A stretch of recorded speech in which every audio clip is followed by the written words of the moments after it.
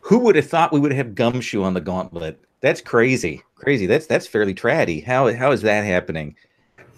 This is session 3 of 3 for Bubblegumshoe, which is a version of Pelgrane Press's Gumshoe system, the sort of investigative detective system, but done from Evil Hat. And this is part of the Gauntlet Hangouts. If you're watching this, you probably already knew that. But if you didn't, then you might go, what's going on here? It is a set of online games that are run by various GMs. We have an online community. You can find out more about that at gauntlet-rpg.com. And if you like AP videos, then you can watch this, and then you can subscribe to my channel. Not that anyone will, but there we go. I put the call to action out there on the table. We are in mid-investigation for our characters today. I want to remind everyone that the X card is on the table. It is our standard safety tool. Of course, we are dealing with high school matters and all of the pains and problems that come with that. So if we do hit something that bothers you, either materially or on tone, feel free to hit the X card on that. So what I want to start with is I want to summarize the investigation. I want to see if I've forgotten anything.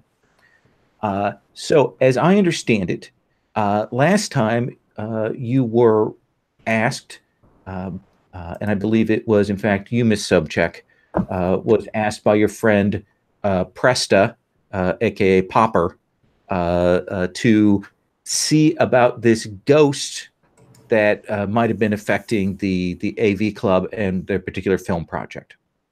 That there had been a series of weird things since they had gone to a supposedly haunted place, and that there had been an attempted break-in, that the ghost had been at the window, had cracked the window, that one of the people had seen people outside their house, and now the hard drive with the files from their filming at this abandoned house had gone missing.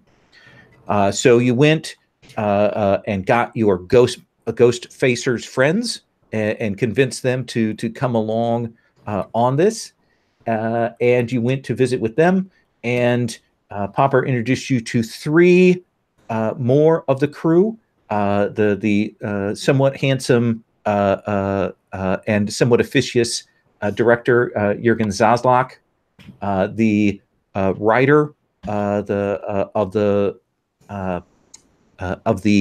Black Lily film that they're making, Olga Ray, and the young kid freshman who's been helping out Manuel. And there were a lot of discussions there. Various interactions occurred, and they were able to find some images from some of the saved files, some of the batch files from the video editing. Most of it had been lost, but they were able to find files that indicated that someone had perhaps come out of the woods while they were filming, carrying some illicit goods. The group then went to the location where they had filmed, and at that point, they decided to go full Scooby-Doo, and they found that nearby there was someone's field. This is where the 2 people had come out of. 2 of them entered onto the grounds and discovered that, in fact, there was surveillance equipment there, and that this was essentially a wild ginseng facility, highly valuable materials, that some of that had clearly been dug up, and then they had to hide because a guy with a shotgun came. Luckily, the other half of our group were able to draw off this person with the shotgun, and it was at that point that 2 of our investigators met the more than a little creepy Gallo Medina, who seemed to be running the farm, and suggested that he had been robbed. They were able to find out that Gallo's niece, Brandy Medina, goes to your school, and there was a connection certainly made there. I think that's where we left off. Also, there's one member of the AV team that you haven't met who didn't show up for school. The person who was running the camera. Toby, yes. Did I miss anything big? Important details. You missed Camp's confession.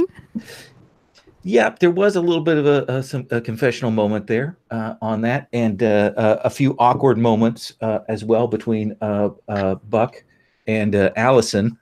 So anything else that was important on the table? I believe that somebody's brother's car was borrowed as well. Yeah, I was gonna say, I think my brother's car was used to get to the farm, and my oh my gosh, what's Agatha's character's name? Kennedy, like an ace driver, got there totally fine, no damage happened. Like, my brother was so happy to get his car back in one piece. Yep, your brother's car was graced with my driving skills. Absolutely. And you were able to find a megaphone in the back of it miraculously. So I think we kind of ended with the group having crossed paths and having passed information to one another. And it's late enough that you would have had to have split up and headed back home. We'll assume that it's a school day the next day. But I want to go around and check in and see what your home life is like. Kennedy, do you want to do a scene when you get home, or in that evening, or when you get up the next day? What would you like us to see here? Yeah, sure. I think when I get home, yeah, I guess Cam and I maybe live pretty close to each other.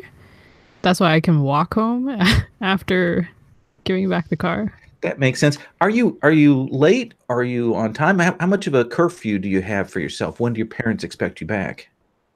I'm not sure. I think the unofficial curfew with my dad is 11. Mm-hmm.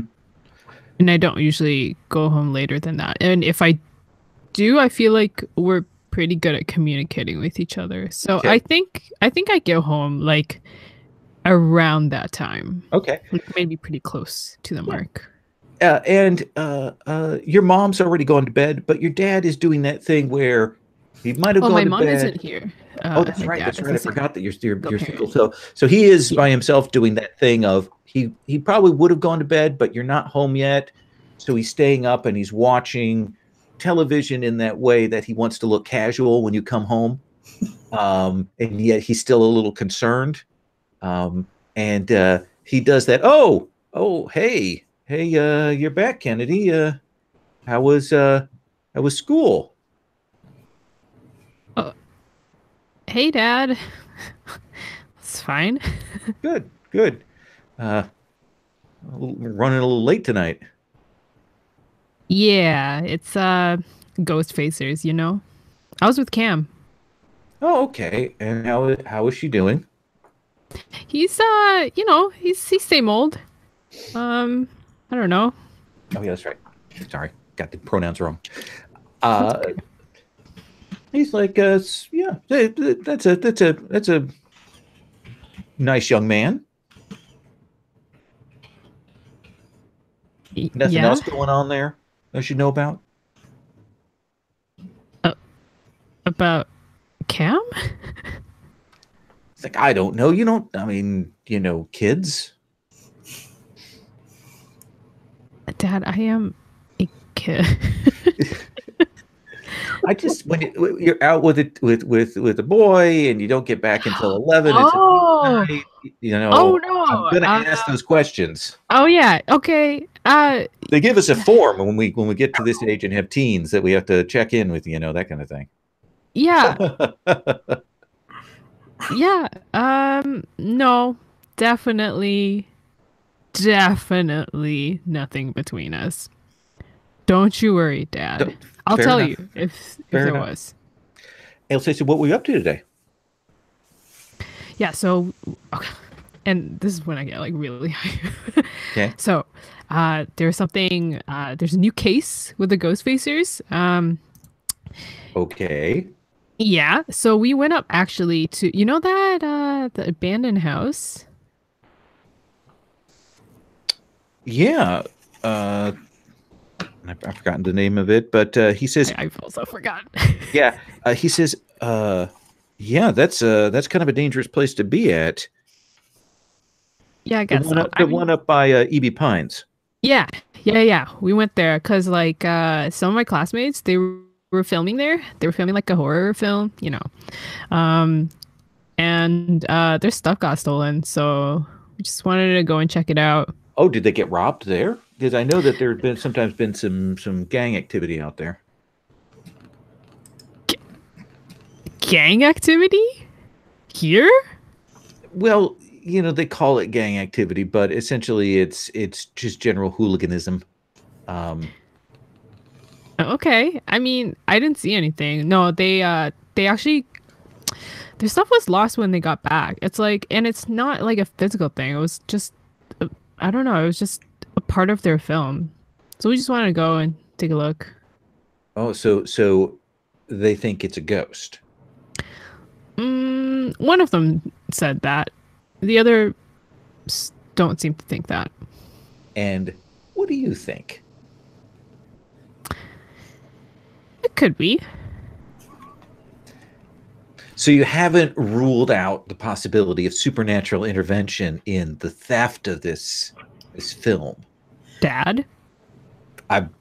You're making fun of me. I'm not making fun. I just want to know exactly what kind of process we're going in this whole ghost hunting thing. I just want to be on the same page with you. The process. Well, you know what a great detective once said. Once you've ruled out all the possibilities, the only one that's left is the solution. Close enough, dear. Close enough. He was written by some guy who was really into ghosts. So things like that. Fair enough. There are some pork chops in the fridge. You want to fix yourself something. Wow, Dad. Really? Okay. Yeah, you keep watching the shopping channel. It's not the shopping channel. I'm just flipping through. Flipping. Happened to catch me while I was there. Anyway. So I'm going to cut from you over to Buck. Buck, what is your house like? Oh, okay. So our house is it's got to be like really old, and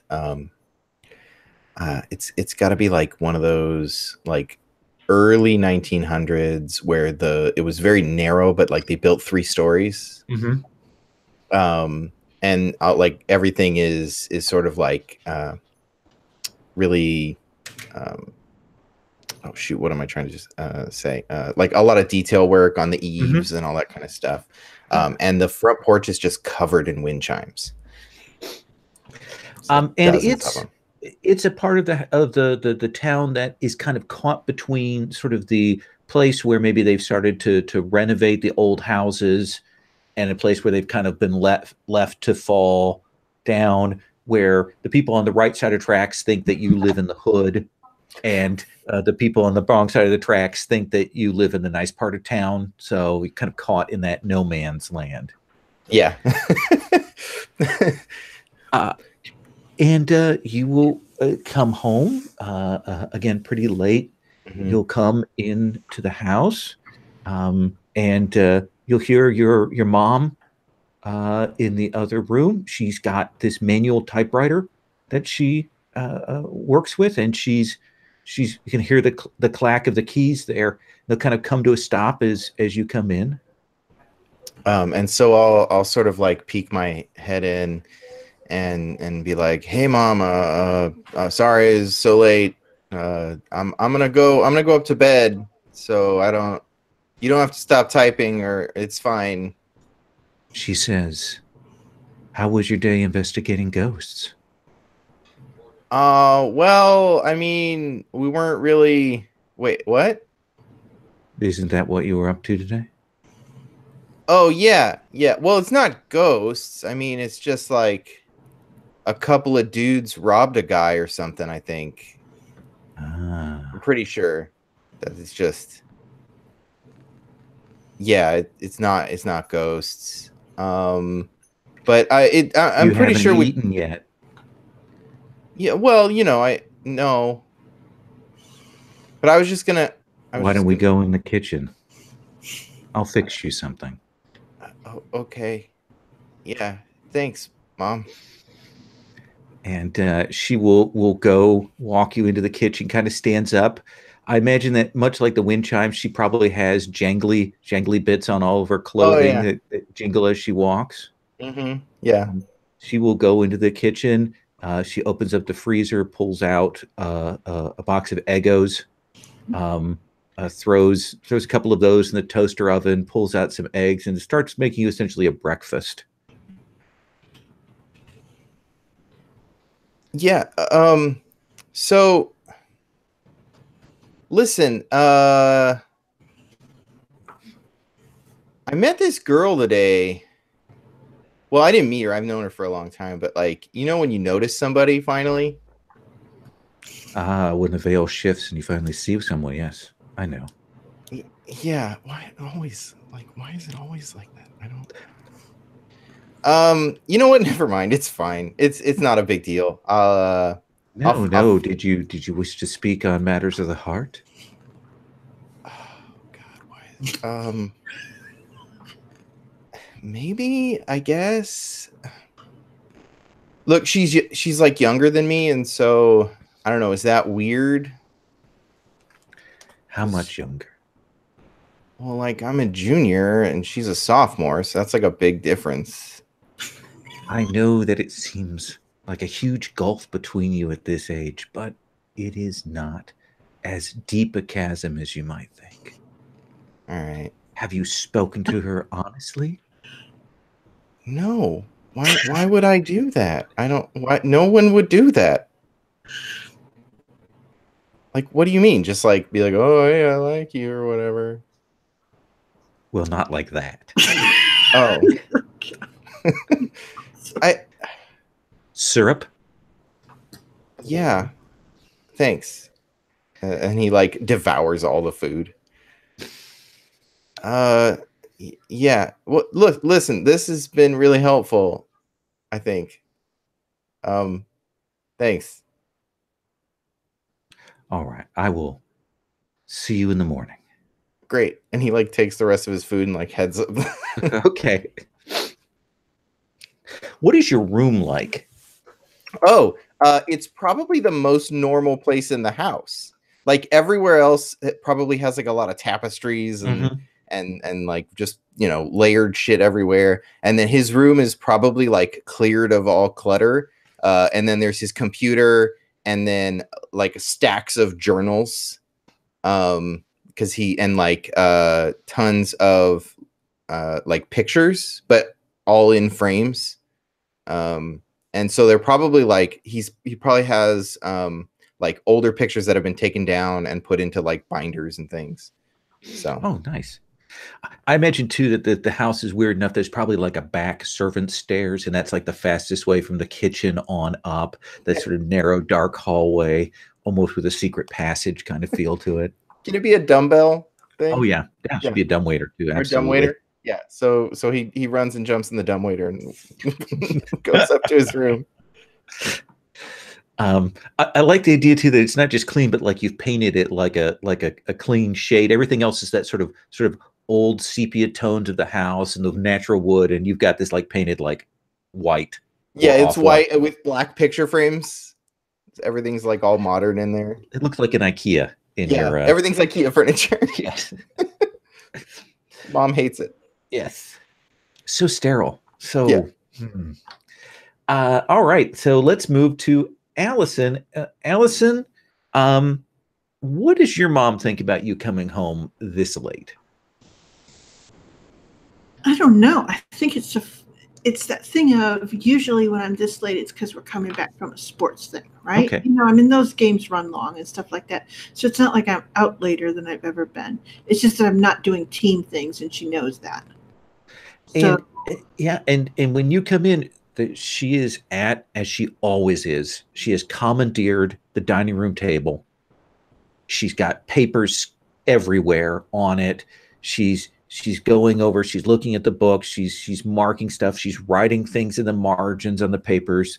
This is like every night for you is her spending these hours grading the trig things and doing the lesson plans.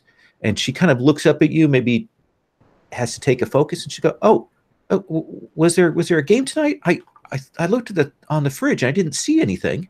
no, Mom, I was out helling around. Oh, good. Oh, good. Did you raise a ruckus? Not much. No, but we did freak ourselves out at the old, what was that house? The Medford place or whatever out by E.B. Pines. And she does pause there. She goes, what were we doing out at the Medford place? Oh, they said it was haunted, so we went to check it out. It's kind of scary at night. Yeah, I really wouldn't go there at night. Yeah, it looks like people go there and drink and stuff. That's the thing. I know that kids have gotten picked up and arrested out there. The police on the weekends sometimes patrol around there.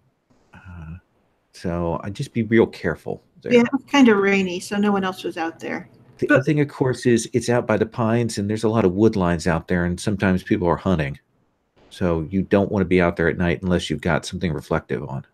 Oh, didn't even think about that. Yeah. That's why I get paid the big bucks, sweetie. You do, Mom. Thank goodness. Who were you out there with? Oh, well, I was out with Kennedy and Cam and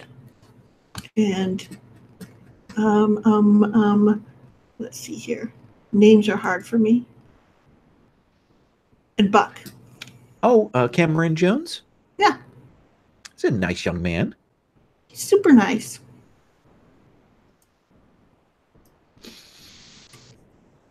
And what were you doing out there? Besides, I mean, is this the ghost facer thing that Kennedy is on about? Yes.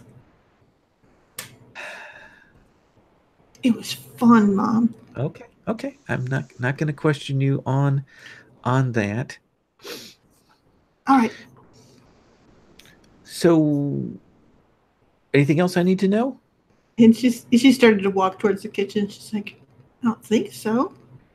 So if you're going in the kitchen, would you see if there's any of the Chinese that we had from yesterday? If there's any of that in there? Okay, sure.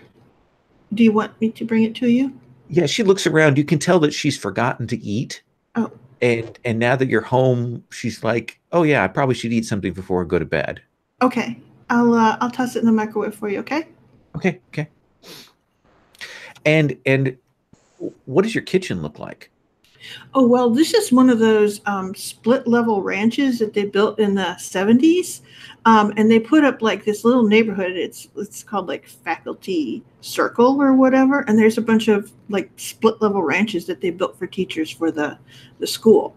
And my mom is the last one of the people that live in that neighborhood that actually is faculty. Okay. Because over time they were, sold and resold. So. And yeah, there's some leftovers. You can provide that to her. And what do you do? I mean, do you just crash, or what is your wind down? That's a good question. I probably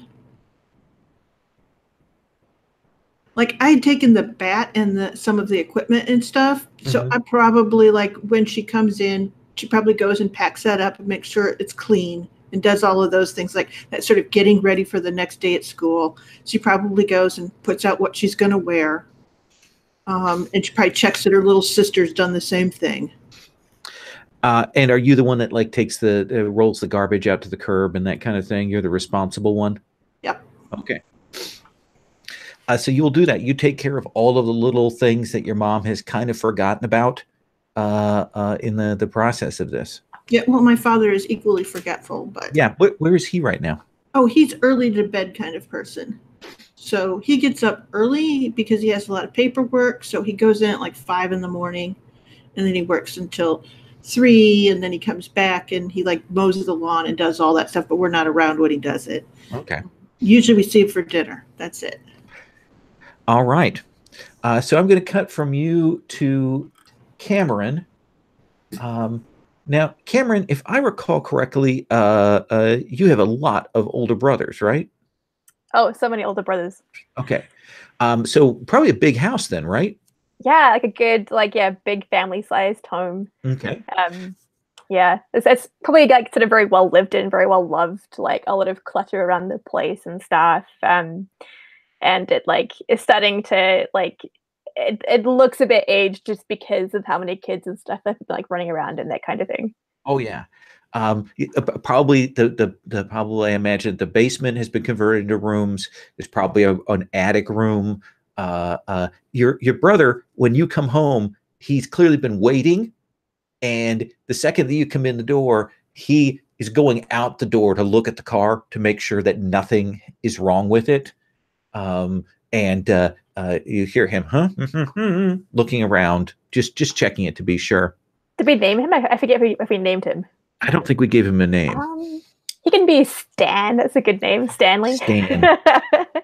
I'm like, Stan, it's totally fine. What? Don't you trust me? Jesus.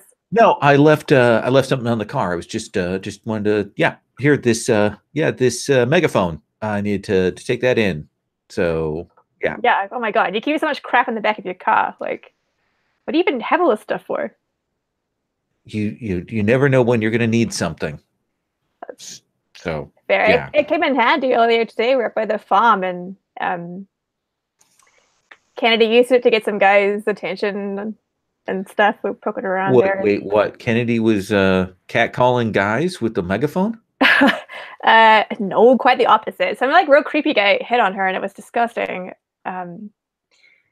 It's kind of awkward. I didn't know what to do about it, but where did the megaphone come in that sequence? Well, I mean, she was kind of like, okay, so like we wanted to go onto like the farm property, right? But she was really worried we'd get shot, which is fair enough. And so she was like, oh, we'll just call out to the guy who lives there, and it totally worked. Like she's super smart. Wait, bro. Why were you at a farm where you might get shot? Well, we were, like, we're just investigating. It was like, I'm going to write an article for the school newspaper with Buck. About farmers? Well, like, not farmers per se, but, there's all those stories about how it's haunted and stuff. And even if it's not true, it's a good story, right? And he sighs and goes back inside. You're the youngest. He's giving you all the attention he can give you in his worldview. Which of your parents is still up? Ooh. Or around? I think it's definitely like I feel like I have two mothers. I feel like I definitely have a sports mother who's probably up like watching some kind of sports game. Like she's probably the one who like was also like a champion at the high school who like encouraged my brother to like get into the sports thing and stuff. So they're super tight. Yeah. And so yeah, she'll say she kind of so it's late summer, so she's probably watching like a West Coast baseball game.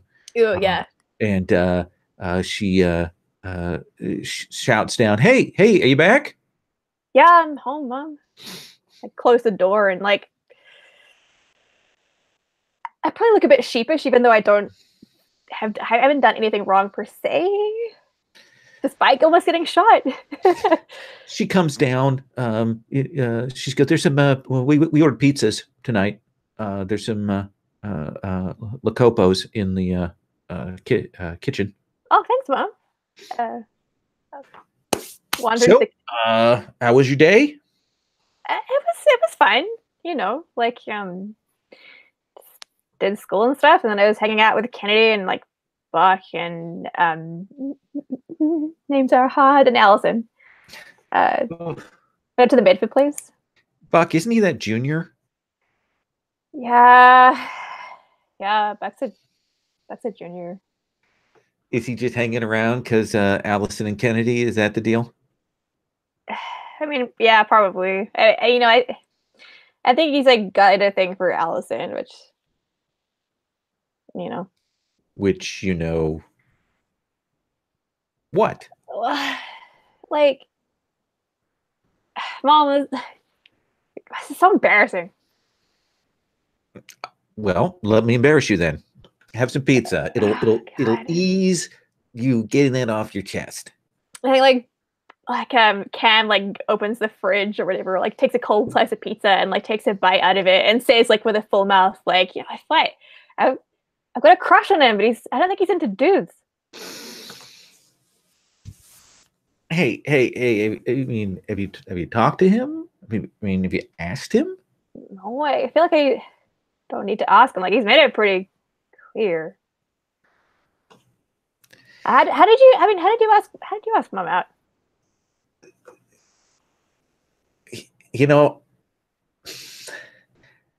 How do I put this? We were at an Indigo Girls concert, so he had it easy then. It was a little easier for us. The signs were kind of out there at that time. You know what I mean? Yeah. I mean, and we were both older, so I mean, I don't know. I remember high school and I hated it so much. And I'll tell you, high school's the time when you feel like everybody's out to get you. Yeah.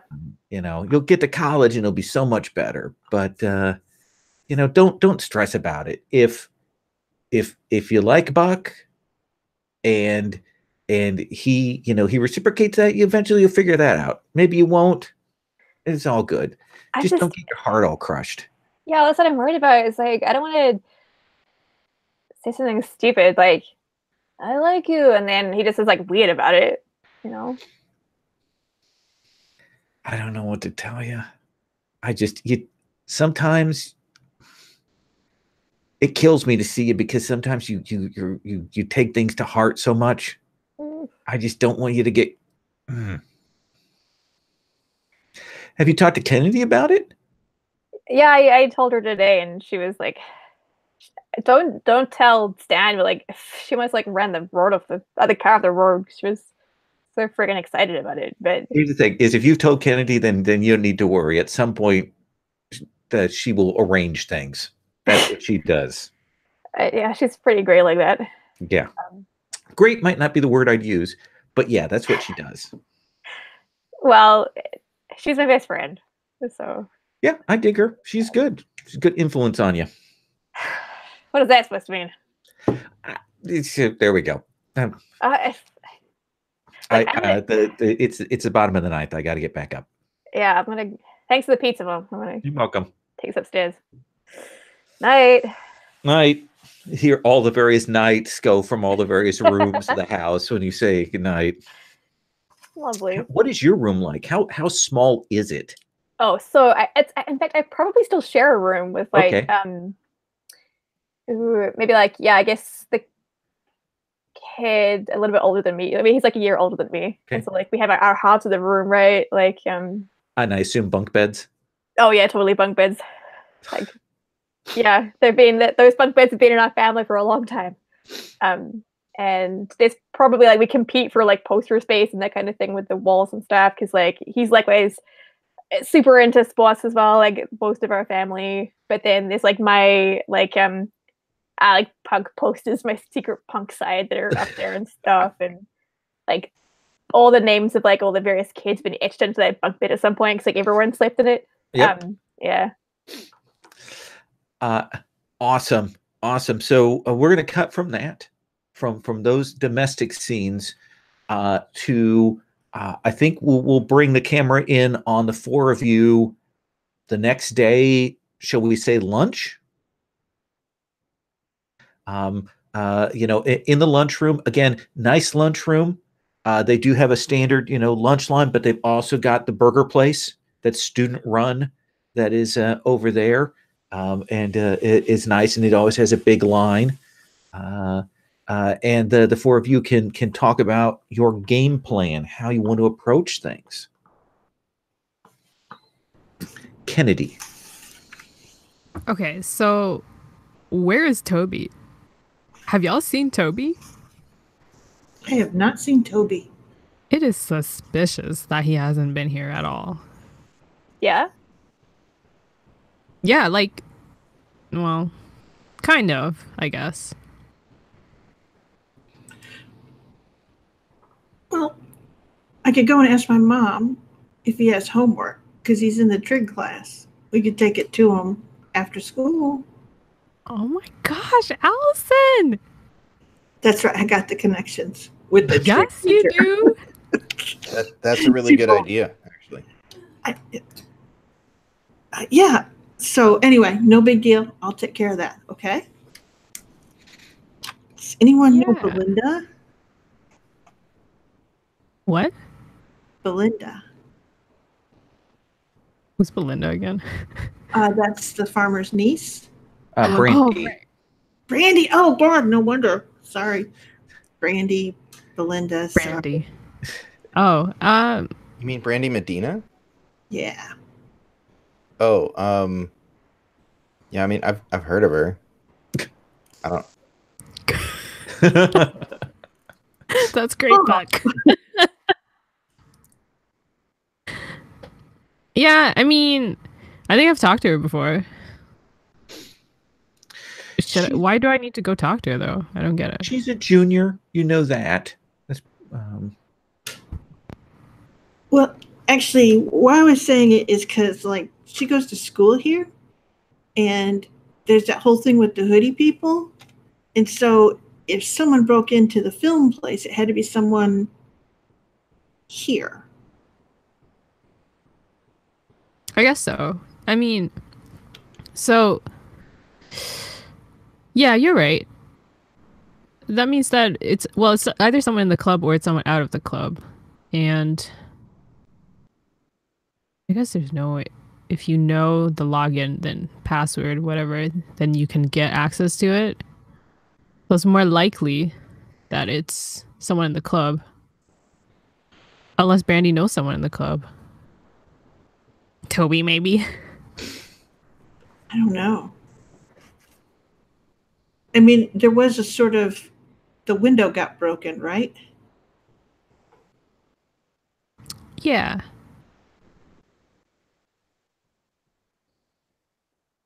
Oh, you're muted. And she just sort of stops and she goes, I just think it's, I mean, that farmer guy, her uncle, wasn't like telling a bunch of people about what was there.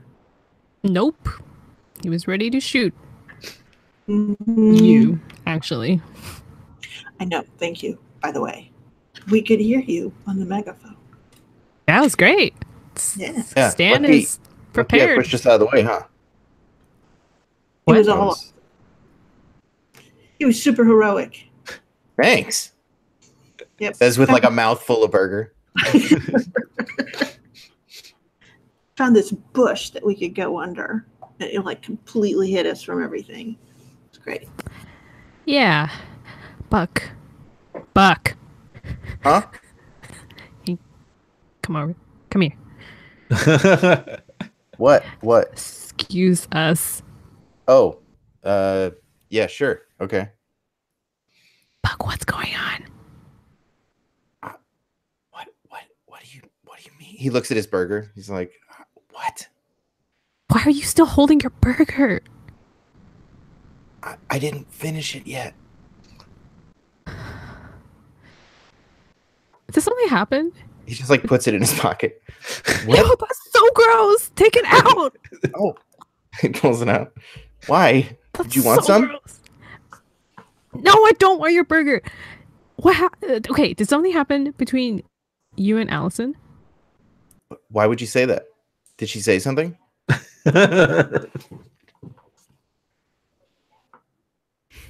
I don't understand. What do they see in you? Seeing what do you I don't what? Who sees what in me?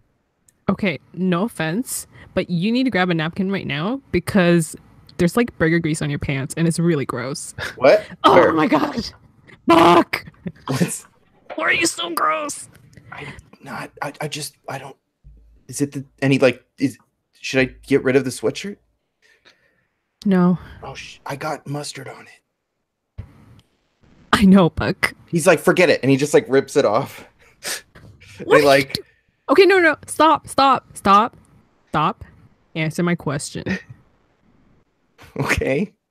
Did something happen between you and Allison yesterday? I mean, clearly something did, but Like- also Like physically or like metaphysically?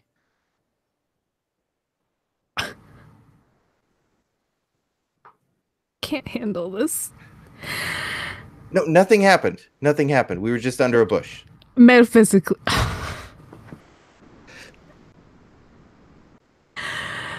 She didn't say anything. Did she say something about me? Why? Why were you asking? You guys are like so obvious. Obvious about what? Oh my god, about what's something. happening? You know what? It's fine. Okay, look, because like, Do you like her? Or whatever? what? I mean, maybe. Okay. I guess it was like, you know, when you like see someone and you're like, oh, that I guess happened.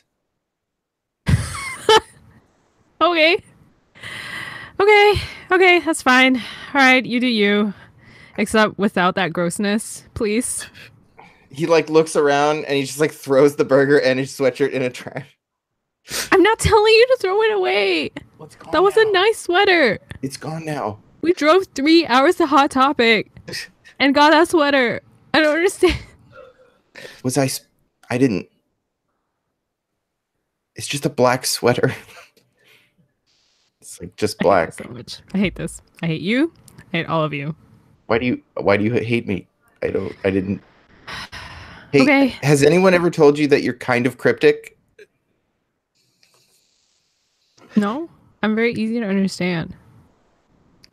Damn it. Then it's me. So let me ask this. As the afternoon whiles away, you're in the middle of that sort of awkward conversation when the lunch bell rings and you have to go to your various classes.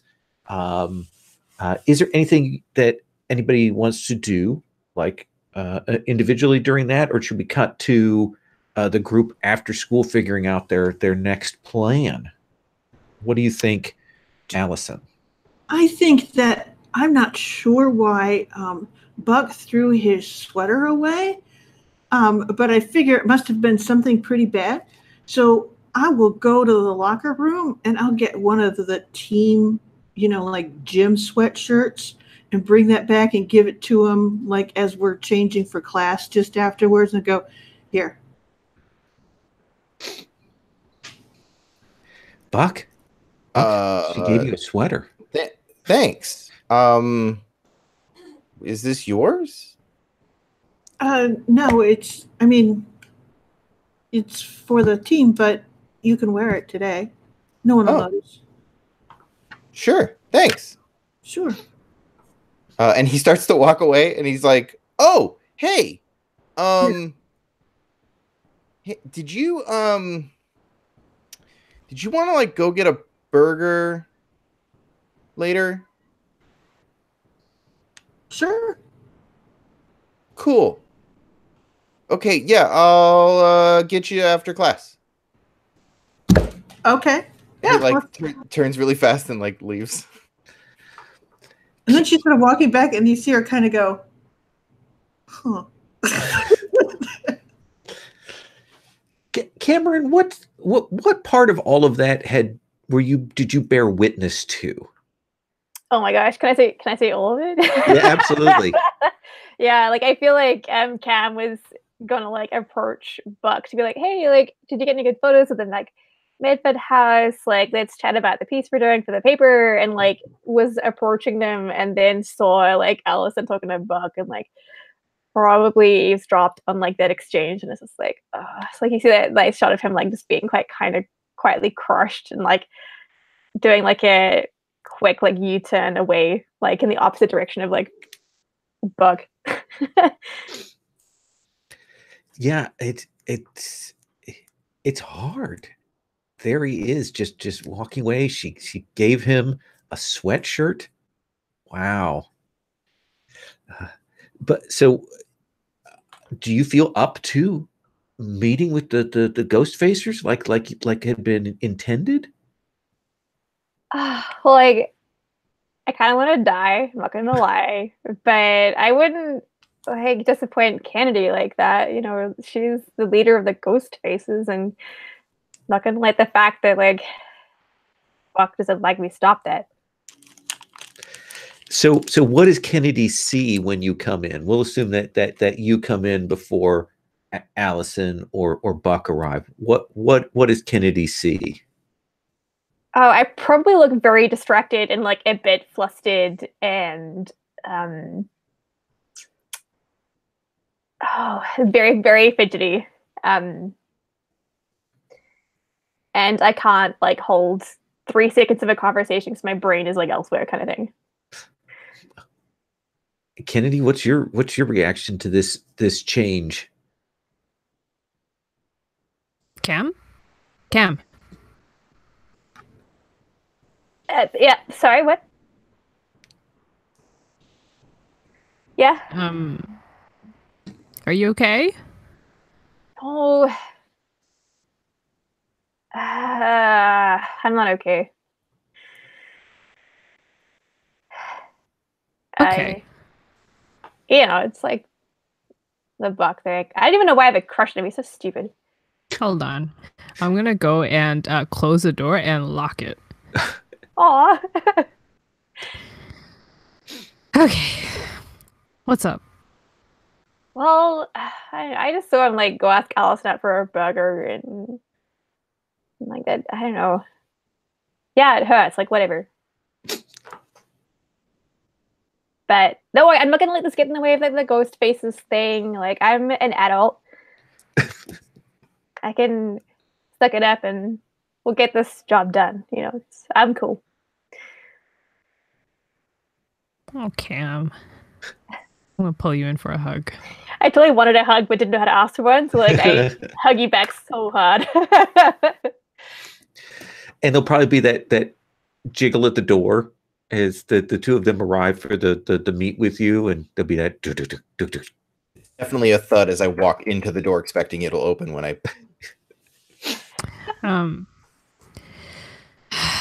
Hold up.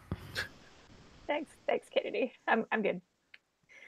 You don't have to, like, if you want to go or whatever, that's fine. No, it's fine. Like I need this piece for the. I mean, you're my best friend, and like, I want to do this with you, but also like, I need this for the paper. Okay. I'm assuming Buck is still my photography partner. Oh God. Yep. I mean, you can tell him that you don't want to be his photography partner. Yeah, but he's such a good photographer. Yeah. I'll see how it goes. I'll thank you. I don't understand why you like him, but I don't know either. He's such an idiot. I saw the way he true. was eating that burger. He like chews with his mouth open and stuff, but I just. It's so gross. Oh my God, so gross. But yeah. Hey, why is this door locked? Fuck, can you just wait? I go and unlock it. And the four of you can gather together. You have a chance to figure out how you want to proceed next. Certainly, there's a open question about where Toby is. There is the question about how Brandy's involved with this. There's the question about what's going on with the ginseng farmer. There are a few other open questions, but there are some on the table. So my question is, do you want to split up? Do you want to all go together as a group? Do you want to track down a particular topic? How do you want to approach this? What do you think, Kurt? Well, okay, so I think Buck comes to the real. So is this like a out of character motivations time, or sure, however you feel you want to tell it. Well, he probably just now remembered that he was supposed to try to talk to Brandy because they're in like 2 classes together because they're both juniors, and he was super distracted all day and didn't think to do it. and so yeah, so he probably wants to figure out how to like run down that lead, but doesn't know what to do. Okay. What about you then, Kennedy? I was going to go to Cameron, but I know Cameron is suffering from the heartbreak, so we'll put Cameron at the last. Okay. I have gossip, so I wonder if I can find out something about Brandy and the club to see if she has any associations with them. Sure. Let me look at this. Why don't you make a gossip spend? I can do that. Okay. Also, my pool was like refreshed, but I don't know why. Oh. Oh yeah, I don't. I wouldn't worry about it. Okay, well, I'll spend it. Okay. So you know that Brandy is trying to be more goth than she is. She certainly dresses, to the limits of the dress code. She has the jackets and things that she'll take off, and then she's got the full sort of what she imagines goth punk looks like these days. And you do know that she was friends with Toby back when Toby still presented as a girl, but hasn't been friends with Toby for at least a year now. That's sort of the big thing that you do know. Does that seem like a fair set of info? Yeah. Okay. I'm gonna tell everyone that, so we all have that info and can, especially Buck. Allison, what are you looking into here? Well, I did get the homework for Toby, or at least I checked with my mom and said, "Hey, Toby hasn't been to school today. Do you want me to take homework over there?" And she will pause and she'll go, "No, I'd rather you didn't. I'll take care of that." Okay. And she says it with the sort of a level of actually of concern. And she goes, "It's like Toby having surgery or something?" She says, "No, it's I don't think you've had to deal with the Fresnels before. Mm-mm. I don't want you to get caught up with them. They're kind of unpleasant people." Toby's okay. I hope so. And I will certainly check on that. Okay. But yeah, I'd really rather you not get involved with them. Okay. All right. That seems perfectly reasonable. Okay. So are you doing anything to try and get the address from her, or are you going to kind of let that go? Well, let's see here. If it's the Fresnels, and she says that with that way that, like, they're a storied family, right? That there is a story there, yes. Okay. But I'm guessing that it's not like, how do you say? Should be pretty easy to find in either the phone book, the internet, or, the newspaper on the police blotter then. Sure. Town lore. Yep. And you have a rank of that, I believe? I have a rank of it. I don't know if I've spent it already. So I don't think so. I see a one still in the pool. We'll do it, then I will use it. Do you want to spend? Sure.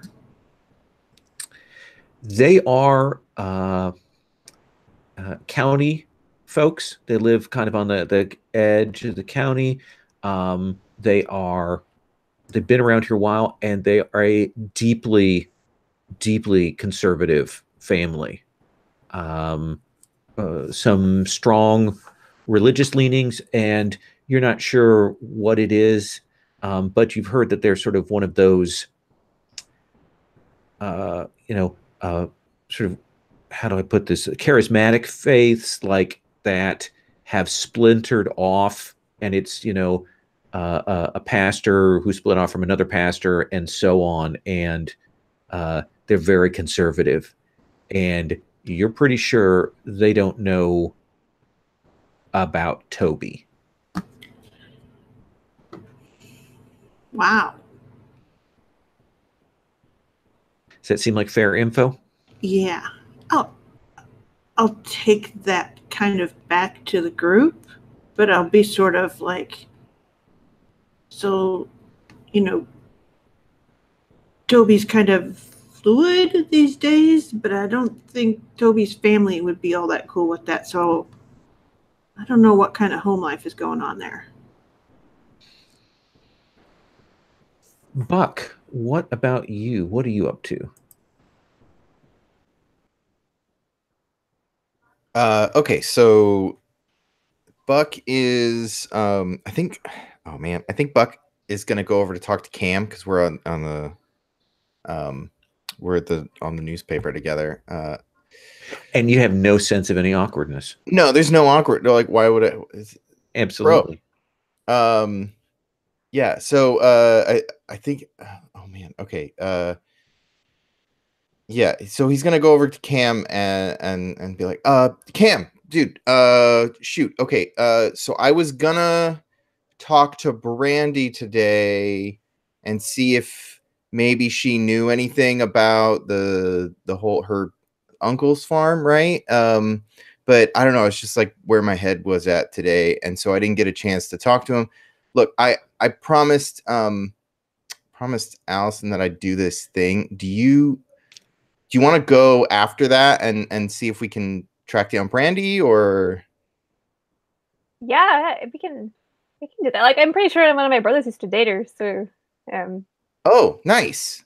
Okay. Is that, and then he like lists all of your brothers. He's like, oh, it's probably we could keep it like consistent and say Stan, 'cause like Stan's like a sort of junior, senior. Yeah. Oh, age. wow. Stan. Okay. Good job, Stan. Cool. So yeah, maybe you want to call Stan and see if he knows like where she lives, and we can go by after. Yeah, I mean, like, where should I meet you? Wait, actually, why don't you just meet us at the burger shop, at the burger joint? Yeah. Sounds good. Okay, cool. I'll see you there. Awesome. Oh God. Yeah. What's up with you and Allison anyway? Like, what? I mean, who said there was anything up? I mean, well, oh shoot. I mean, I kind of overheard you were like going for burgers. And are we all still in the same room? Probably. I'm assuming that it's just the two of you having this conversation at this point. He's like, yeah, I kind of asked her out, I guess. Like a date? I mean, is burgers a date? Does that count? I don't know. Kennedy was giving me crap earlier for being, I don't know, obtuse or whatever. Did I use that right? Obtuse? That's the right word, right? Yeah, you're fine. You're fine, Bug. Look, I don't know. I don't date a lot. But like, what do you do? What do you mean? What do you do usually? Like, do you just not date much, or you like?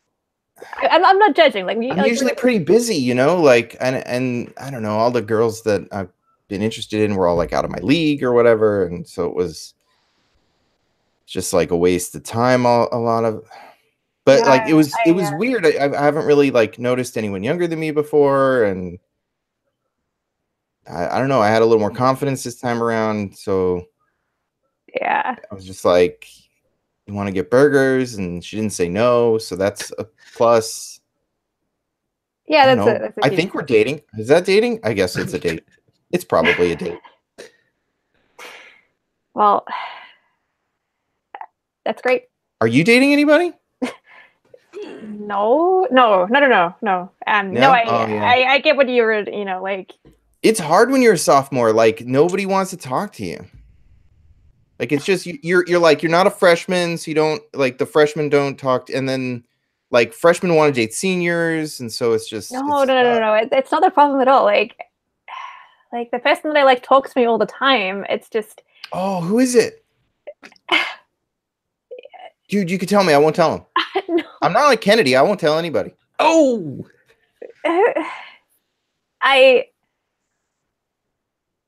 No, it'd be too awkward. I can't tell Yeah, you. it's all right. Yeah, it's okay. It's okay. Because oh god damn it. No, this isn't. No, just like forget it. Forget it. Listen, if you ever want to talk about it, like, trust me, I have had some rough times where I'm just like super into somebody and they are not getting it, and it's just like it's really harsh. So if you ever want to talk, like, just feel free to come over. Like, my mom will she makes these weird vegan burgers, but we can we can hang out. It's cool. I'll help you. Yeah, maybe after we're done talking Brandy. I don't know. That might be nice. Sure. Yeah. All right. Yeah. Cool. Well, I'll keep you. So you'll get the address. Yeah. I got to do the burger thing, and then we'll go find Brandy. Yeah, it sounds like a plan. Awesome.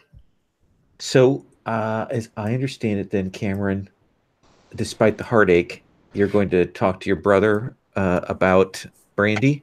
Yeah, I'm gonna owe him another favor. Ugh.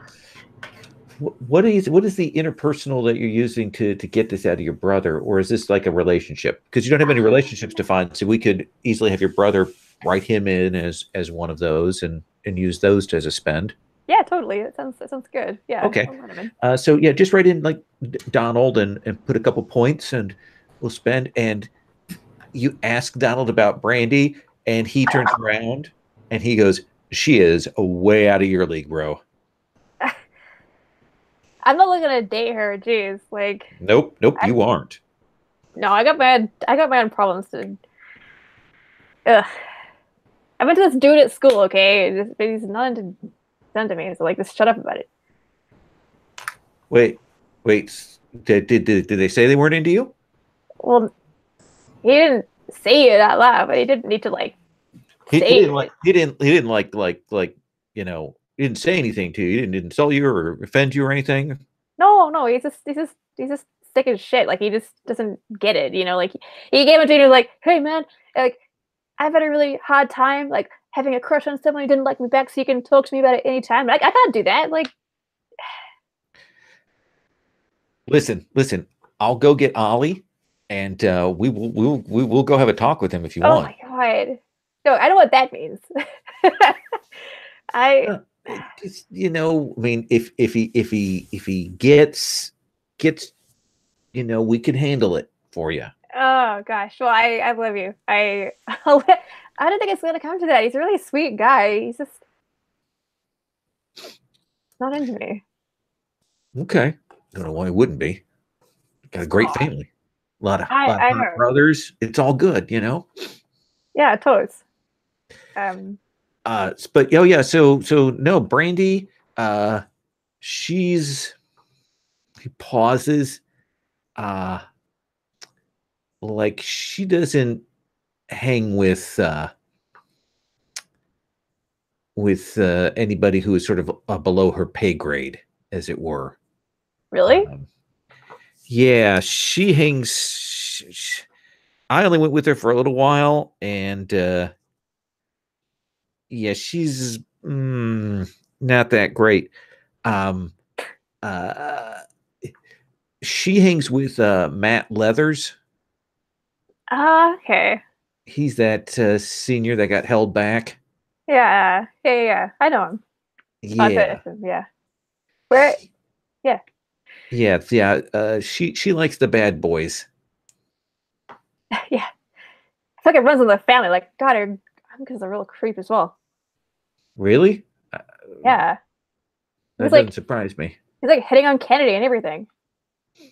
Well, Kennedy's kind of hot, so there's nothing wrong with that. But Like, yeah, No, wait. Don't say that to anybody. Don't repeat that, okay? I won't. I wouldn't tell Kennedy about a crush on her. Just I'm done with you. And he'll stomp off. I don't know. Make a gesture behind his back. Yes. I love him. Let me grab a picture of Mr. Leathers.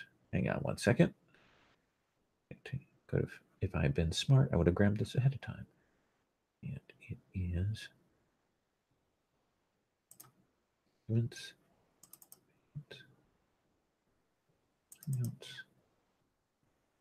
cipher. Go. Wow, I'm glad I buried it like 8 folders deep. That was really smart of me. Okay.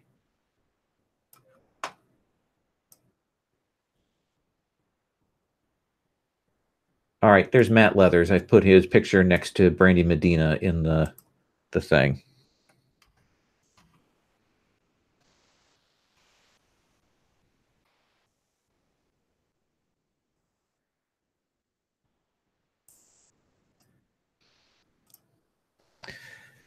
So yeah, Donald gives you the lowdown that Brandy is kind of a bad girl wannabe, but she definitely hangs with probably one of the bad boys of the school, Matt Leathers. Nice. You were gonna say? Oh, nice. I guess we can figure out where they hang out and go and try and track him down. Absolutely. Let's take a 5-minute break, and when we come back, we'll send people in various directions. Sound good? Okay.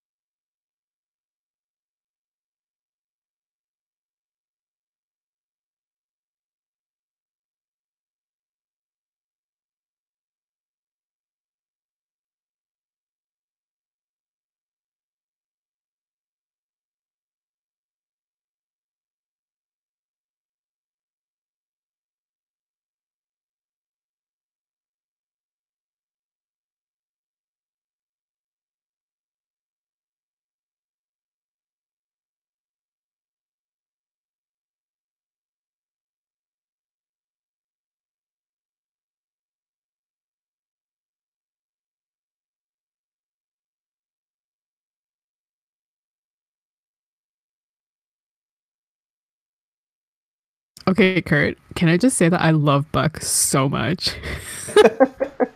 Thank you. I love him too. I feel so bad for Cam. Same. I'm definitely channeling oblivious young Kurt though, because Absolutely.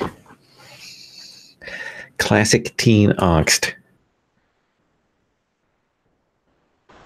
I feel like our whole group is like so cute. Everyone is just like so adorable. It's like the sweet version of high school. Yeah. Except they are still awful to each other, but just in more subtle ways. a lot more accidentally being awful to each other. Like just not knowing.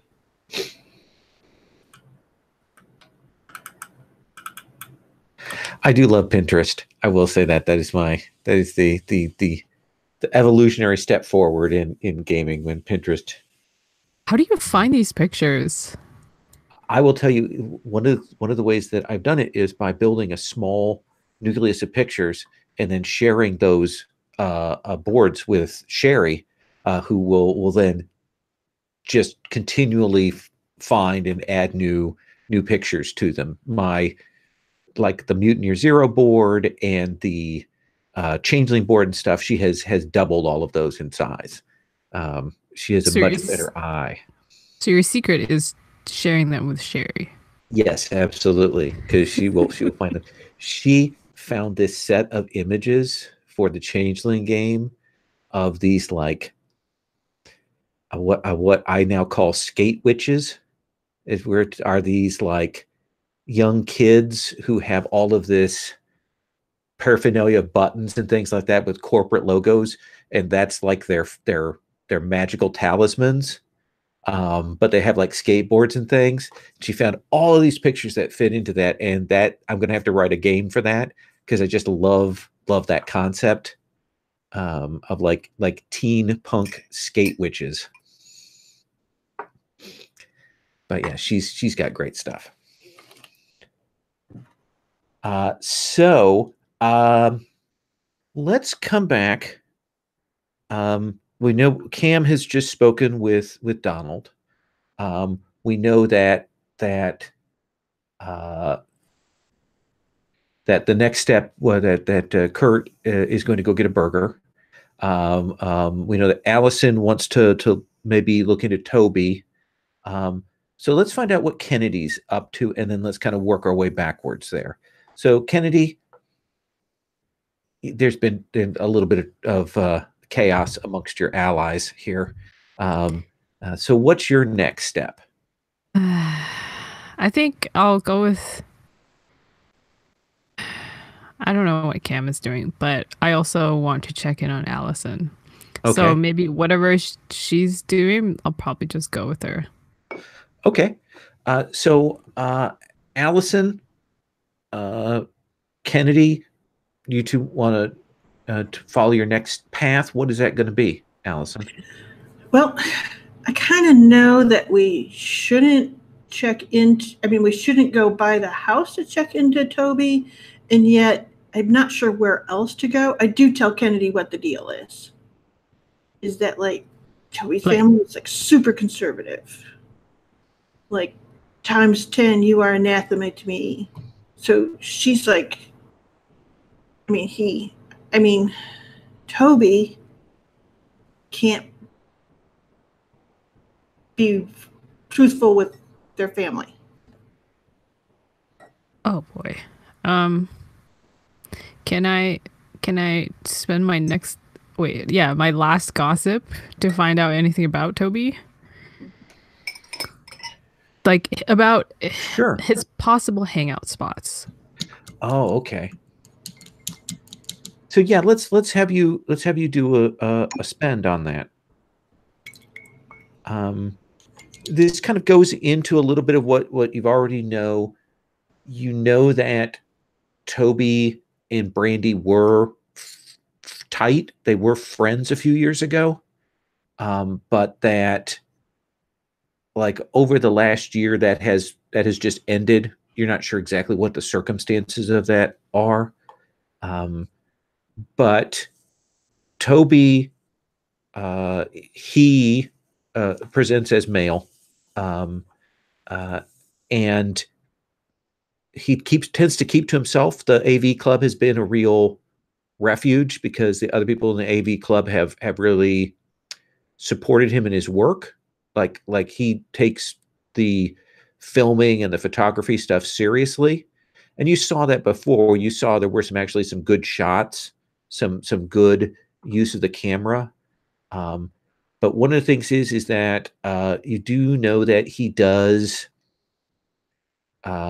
like to film like abandoned places, like do like the urban exploration kind of thing.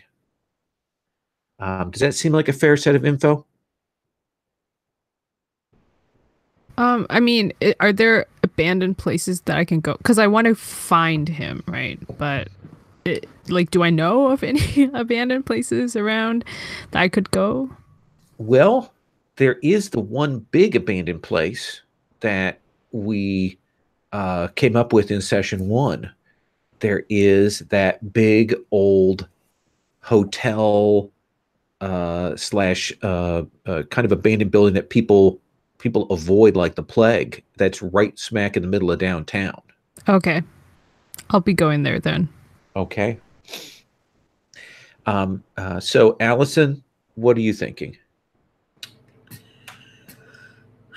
Well, I had this thing where I'm supposed to meet, Buck, but it kind of goes, he was a little vague on time, so I don't know if we should stop by and see if he's at the burger place now or what. What? Wait. Us or just you and Buck? What? Didn't he say something to you? I'm gonna take out my phone and text Buck like, nice.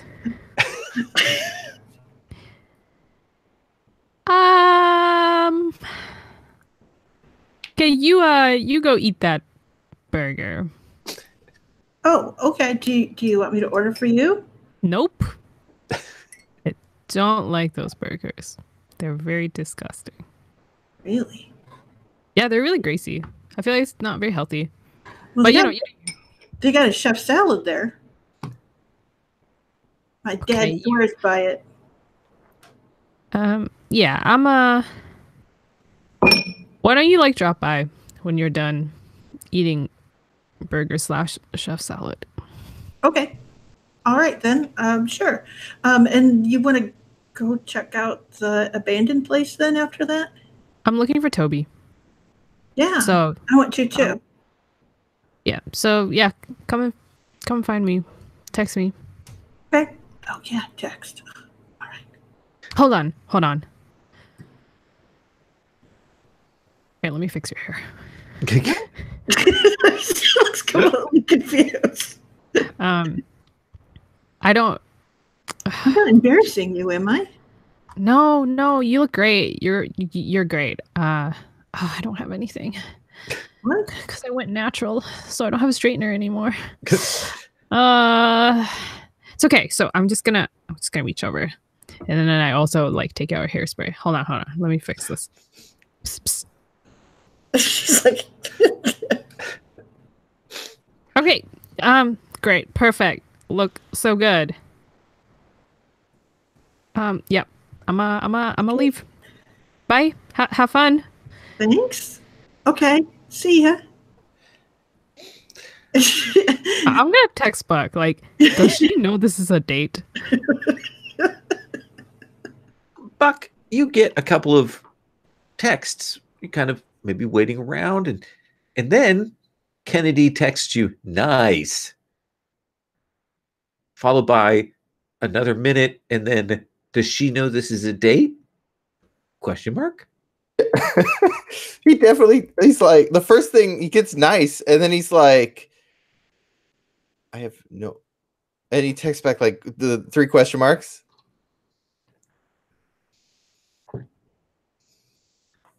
I mean, I didn't see it.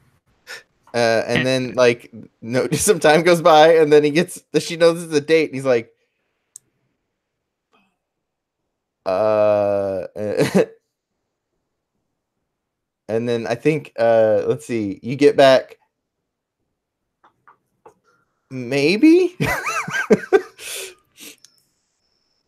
Okay, I sent back I 3 thought so. fake palm emojis. Shit. And then I think you get, how do I tell her this is a date? And I think that's probably the point at which Allison shows up, just because that's dramatically perfect. Yeah. And you're actually pleasantly, I mean, Buck, she's actually like, did she use hairspray or something? I mean, it looks like she's, actually like, done something here to prepare for the date. So, you didn't do that. Yeah, no, he's just wearing he's still wearing that sports sweatshirt. Mm-hmm. And it's probably got mustard on it. Because he's got French fries that he already ordered because he's been here more than 5 seconds. And he's looking at his phone and he sees you come in and he's like, oh crap, and he fumbles his phone and shoves it in a pocket and then jumps up out of the chair, the table goes Oh no. Okay. So I think she's been trying to gauge this. So when you do that, she's like, okay. He's like, oh. She walks over, and she's like, great. And she goes, so Dutch, right? Like the people?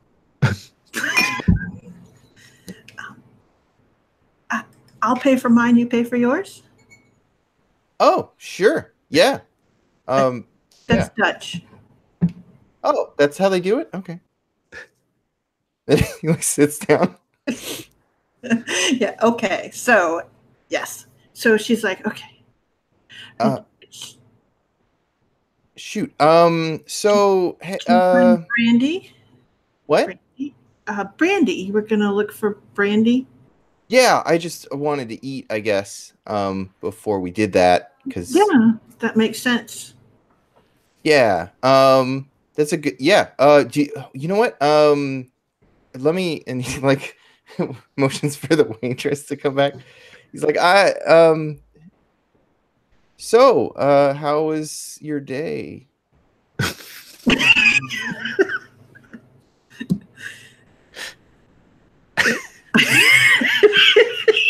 She kind of goes, it was fine. I was looking for Toby, and she kind of goes, and oh my God, I don't know what else I'm going to say. I didn't realize this was a date.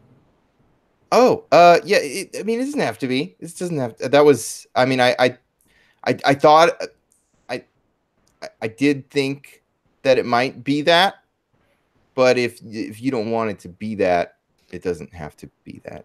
I hadn't even considered it until now. And she goes, I'm sorry. I miss these things sometimes. Me and too. She goes, oh, good. Because I totally missed it. I'm so sorry. Yeah. Sometimes I'm just concentrating really hard on what I'm doing and everything flies by me. I'm super sorry. I have the opposite problem where nothing ever lands. It's just, I'm always just sort of floating around. Then why are your pictures so good? Oh, I kind of have an eye for it, I guess. That's what my mom said. Something about composition. It's just I kind of, when you see something, you're like, but it should be like this, and other people don't know why it should be like that, and you can't really tell them why it should be like that, but once you do it, then they're like, oh, obviously it should have always been like that. Mm-hmm. That's how pictures are. Well, that's probably why I'm really bad at them, because I have a checklist. You have a checklist? For everything. For everything? What's on your checklist for this? She goes, damn it. Well, now you caught me without a checklist. So hey, it's okay. You don't have to have one for everything. We could just have some burgers, I guess. All right, I'm putting that on my checklist. Burgers. Yeah. Sure. Okay. Item 1, burgers. Sounds good. Okay. We will get our order made. Yeah. Horribly relieved. So we order burgers, and he orders like 2 or 3 burgers. At what point, Cam, since you said you were arriving to talk to them, at what point in all of this exchange do you arrive? After they've eaten, or before it, or what?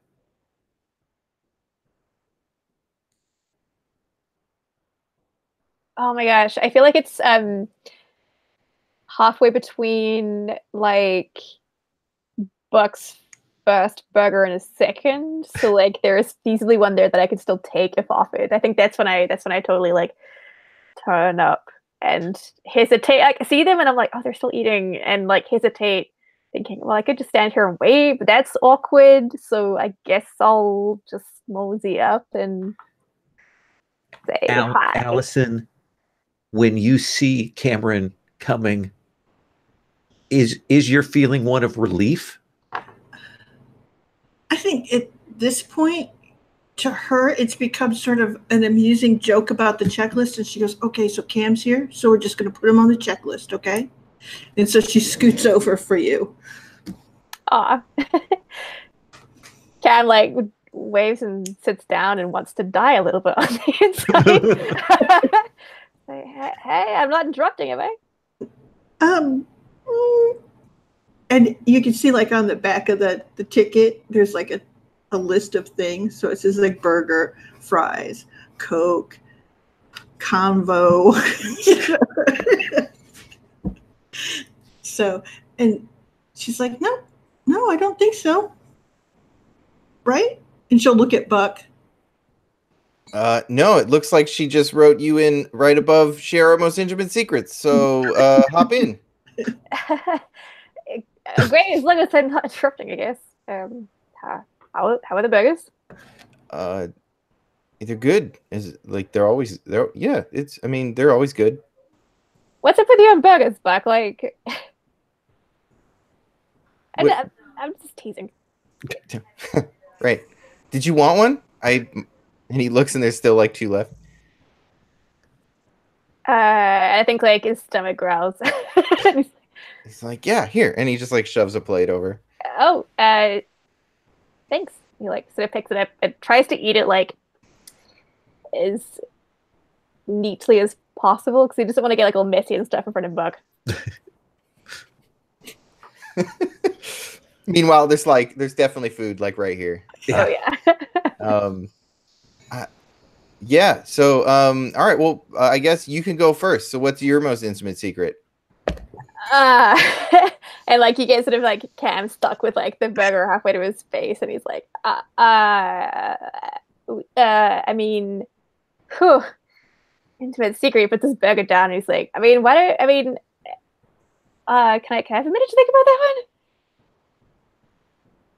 I mean, sure. I was just buying time because I would have been next, but yeah, sure. You take a pass. Like, Buck, come here, man. And he like sort of like he'll do like this sort of ask you to lean in, and then like we'll get the mustard on your cheek kind of thing with a napkin. Oh, it's like, oh, dude. Yeah, sorry. Thanks. Oh crap! That was. And he looks at Allison. He's like, "How long was that on my face?" I like the idea, Kennedy, that's the moment that you walk in on at a distance, see across, and you see Buck leaning forward and Cam wiping the mustard off Buck's cheek there.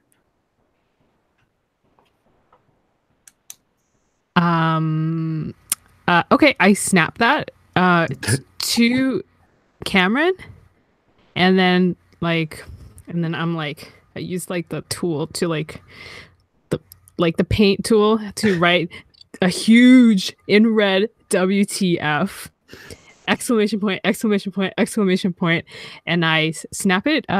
Snap it to Cameron. Only Cameron. Like Cameron feels his like pocket buzz, and like I think we're the only 2 people that actually have Snapchat because Snapchat is like over. And he like picks up his phone and like looks at the snap and like goes beet red and quickly tries to hide the foam before like Buck or Allison can like see it. What'd you get? Something good? Oh, this is Kennedy. Like, so definitely he says that like a pitch too high, right? Like, Oh, all right. Well, okay. So I guess my most intimate secret. Oh, okay. I like my mom's cooking. I gotta dig deeper than that, Buck. No, it's like vegan food, but I don't want to like it, but I like it. This is vegetables, man. They're not gonna hurt you. I know, but they don't look like it when she. Okay. I don't like stuff that doesn't look like what it is. So she hides the vegetableness? No, it's like, when they make it into that. It's like that. It's a fake burger, okay? It's not a real burger.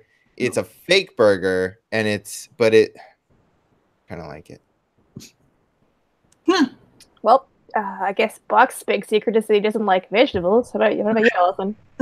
Or he would like to maintain that he doesn't like vegetables. She goes, let's see here. Wait, are we really doing this? Huh. I guess. As long as I only have to go as same level of intimacy, she kind of goes, I grade about a quarter of my mom's papers when she's running behind. What? I'm really good at trigonometry. Yeah, but I failed that class. Huh. Did you grade my papers? Dude. She's suddenly go, well, I gave you partial credit. Right? Oh, man. And she goes, and you didn't fail it. You got a B minus. Don't be so drama. All right, fine. I'm gonna walk in. Okay. Kennedy arrives, makes her entrance. Kennedy. Hey, Ken. We're sharing our most intimate secrets. Do you want to go Don't next? call me Ken. But Kennedy. all right, Kennedy. We're sharing our most intimate secrets. You want to go next?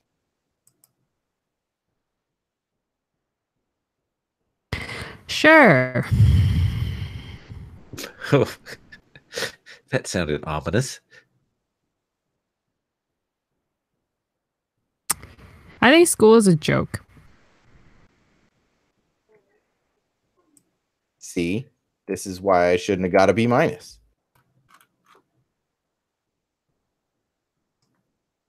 Are you guys ready? Yeah.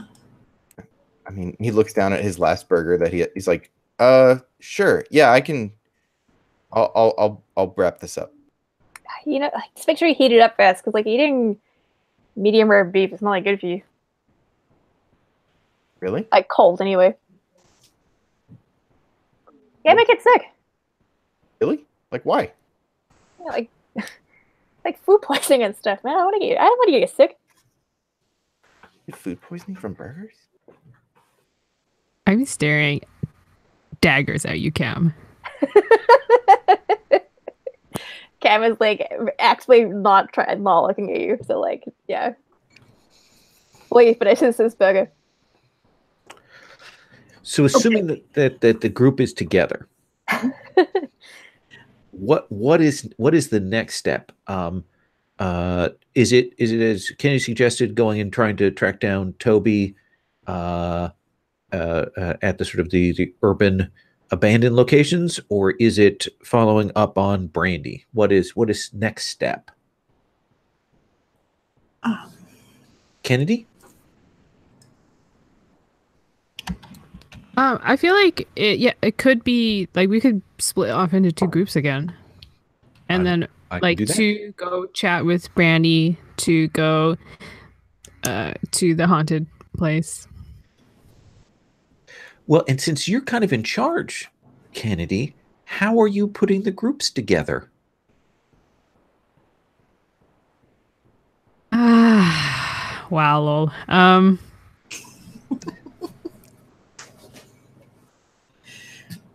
Okay. I look at Cam and then I turn to Allison.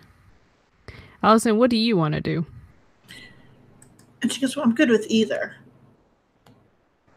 I am worried about Toby.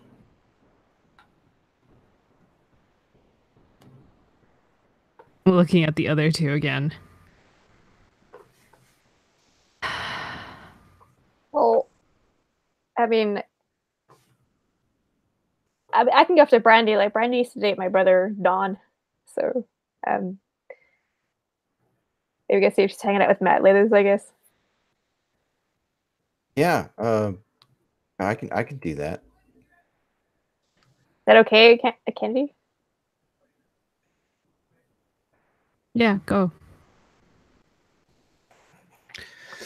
All right. So after a bit of dagger staring, there is that split, and we'll head off in both directions.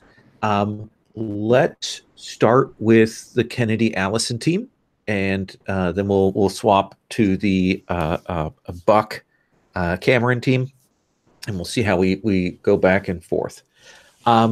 So you two, Kennedy, Allison, you were focused on trying to find Toby, right? Mm-hmm. Okay. And you do know that, the most sort of attractive but dangerous abandoned location is this big, old, several stories tall, old style building that has never been fully renovated, that's in the downtown. So how are you approaching this? What do you want to do? Well, I guess, was the equipment, like the camera and stuff, checked out still? Like Toby had that stuff? Or was it at the AV room? I think that Toby has some equipment. So yeah, definitely does have some photography stuff. Okay. So I think Allison goes, listen, if Toby's shooting, we're going to see lights. I mean, so essentially we should just kind of go around and see if we can figure out where they went in. And yeah, that's smart. Let's do that. So I think we'll just like walk a huge circle around the building to see if we can actually see lights in there anywhere. Do either of you have outdoors? Mm-hmm. Yeah, I think Allison does. So I think you can make a circuit of this building here. There is a fence around it, essentially to keep people from going in, because it is a unfit for human habitation area. But in a quick perimeter search, you will see that there is a spot that essentially you can force the fence and get in, and it definitely has been forced. You won't see at this time of the day, it's probably evening, but you won't see any lights in that you would expect, of photography equipment going on inside the building. However, it is pretty big. Okay. So you two can go inside if you want. Okay. Yeah, we'll scout for an entrance that we can get through without having to break windows or anything. Yeah. Now, here's the thing. This is a place you're not supposed to go. Mm. So this is going to be a 2-point cool cost if you want to go in over the fence, because this is kind of not a place you're supposed to be as teens. Are you willing to pay that cost, you two? Yeah. I'll do Yeah. And you make your way inside. Essentially, there's all of the garbage and detritus on this ground floor of people having tried to fix up this building from time to time and having given up on it. It's a brick building for the most part, the 5 or 6 stories of it. But when you look inside, you can see that there's lots of things that have fallen down, and even here on the outskirts, you have to walk, past, broken frames, old paint cans, that kind of thing. It's not really a place that people come to smoke or hang out because it is downtown. Now, here's my question for you two. Are you trying to be quiet about this? Is that important to you, like not making too much noise and drawing attention? Or is that not a concern? I'm definitely trying to be quiet. Okay. Yep. Then I think right now, because you want to go in, that this is going to be a difficulty 4 sneak check. And what you can do is one person can make the roll. The other person can spend to piggyback on that if one person wants to do that. Okay, so I have 4 points possible, and you have 3 points possible. I have 3. Yeah. Okay. Spend mine. Well, let's have one of us spend it, and if you want. Okay, so I will spend 3. Okay. Wait, no. Wait. Oh, I thought I was gonna. Oh, wait, if you want to, that's fine. I'm fine. Okay, that's fine. Does that make sense? And then I'll spend 3, and you piggyback with me. Yes. Yeah, right? sounds good. Okay. Okay. So because I long to roll dice, those are my best. Okay, so I'm gonna roll the green dice. Okay. I rolled a 4, and then I had a 3, so it's a 7. 7. So you two will make your way up, go inside. You have to be super cautious here. Once you get inside, it is hard to see. The actual floors and the stairs are, badly covered, badly lit in through here. You're not sure which of them are particularly stable, but you are trying to find, your way up to top and not being spotted by any of the adult or authority figures in the nearby neighborhoods. What is the thing that you find, Allison, that tells you that Toby has definitely been here?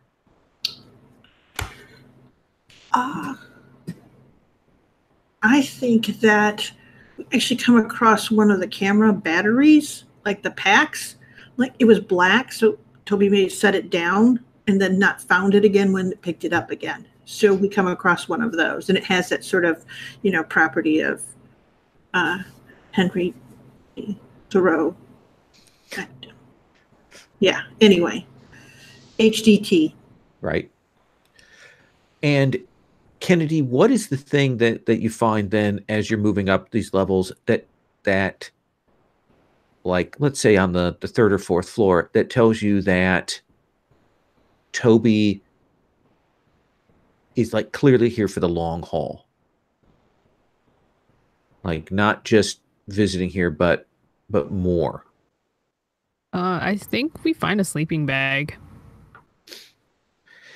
And it's unusual because it is a clean sleeping bag. It's a neat sleeping bag.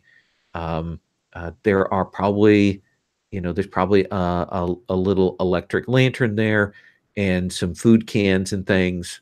And it definitely looks like Toby is like clearly planning on living here for a while. Okay. And as you are kind of find that, you will hear like on the floor above you someone moving around.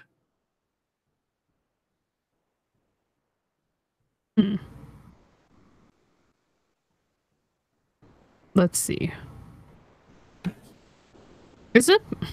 I just realized that I totally forgot about like communicating with Toby online because I do have 3 in computers, and if I were to, let's say, message him on Instagram, like, you want to try and message him in case he has his phone on, that you would hear the sound of it? Is that what you want? Or just be like, because I don't know who it is that's upstairs. I don't want to get in trouble. But like, yeah, I think I've just been really occupied with Sure. what's going on in our club. So I suddenly just thought of Instagram and just wanted to like be like, hey.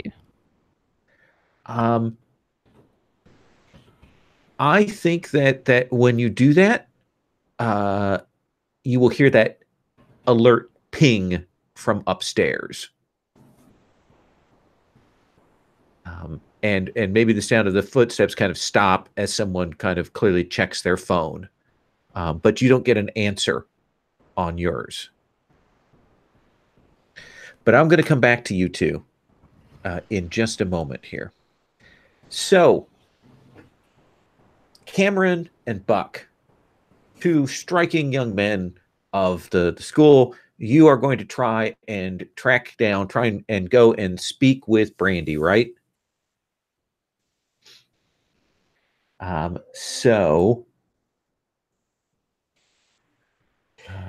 Let's see.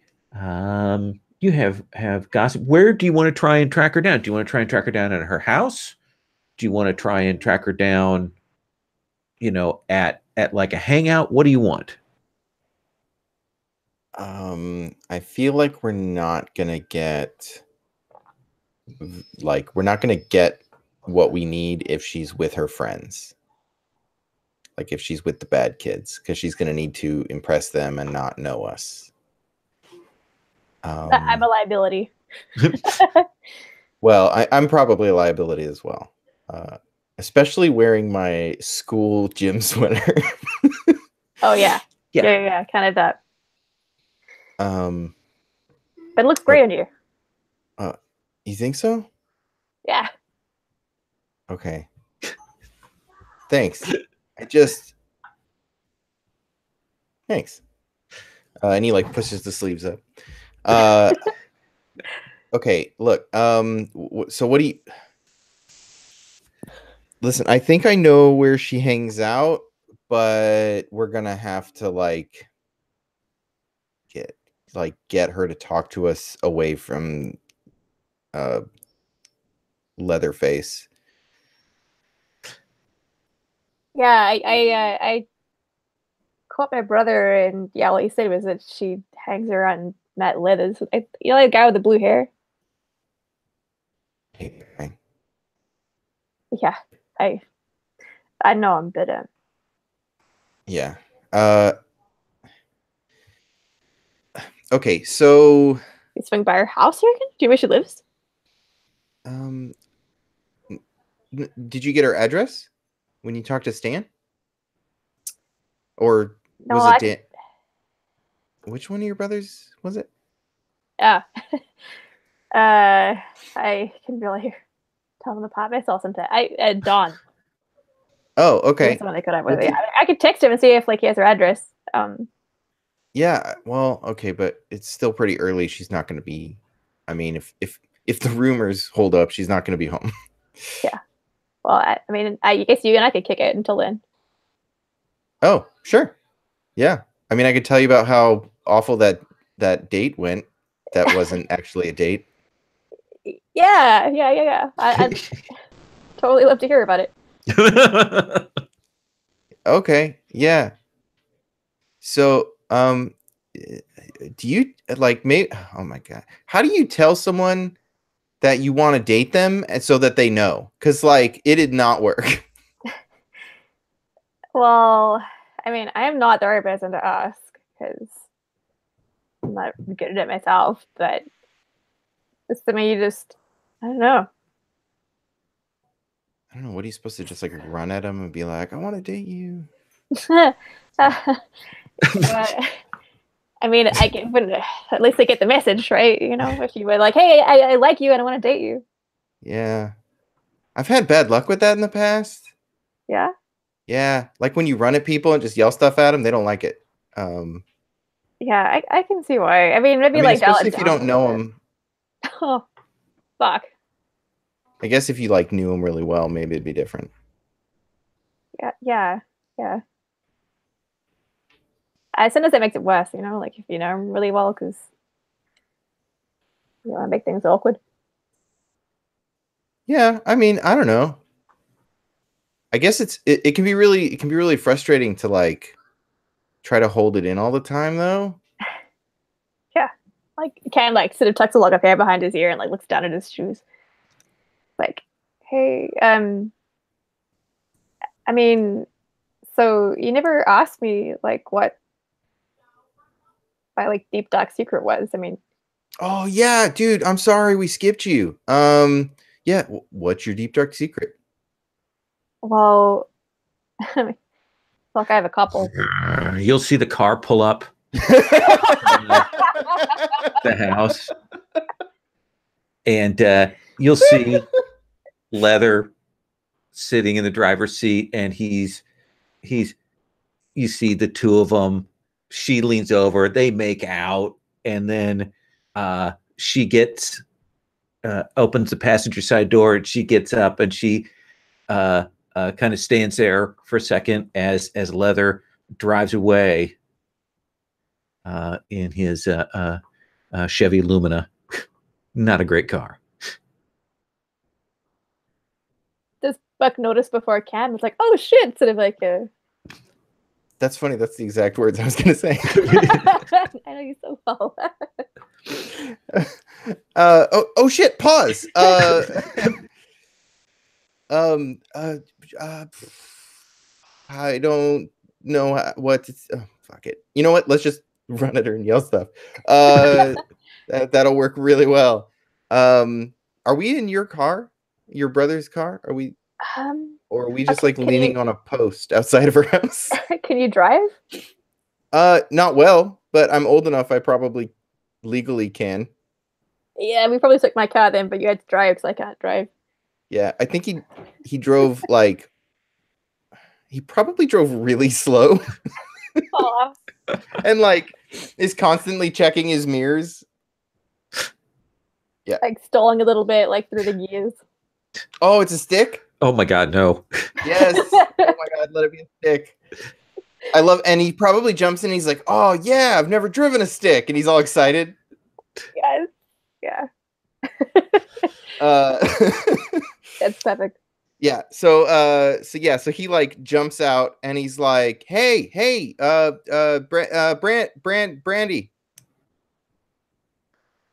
She turns around and she has that look of on her face of just utter apathy and dismissal.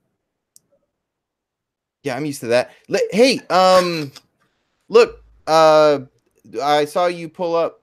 No. Hi. Who are you? Seriously? You don't. Buck. You can call. Well, yeah, my friends call me Buck. Oh, that's right, Buckethead. Yeah. Yeah, you remember that. And you got Yeah. your head stuck in the bucket. Well, I mean, someone stuck my head in a bucket, Same diff. but it did get stuck on there for a little while. What do you and your boyfriend want? What? No, this is Cam. Where? Look, you know Toby, right? All right, now, what is the social skill that you are using, the interpersonal investigative skill, to push on her? Now that we're at mechanics. Yeah, I forgot. I'm not good at talking to people. I can flirt with her or flatter her.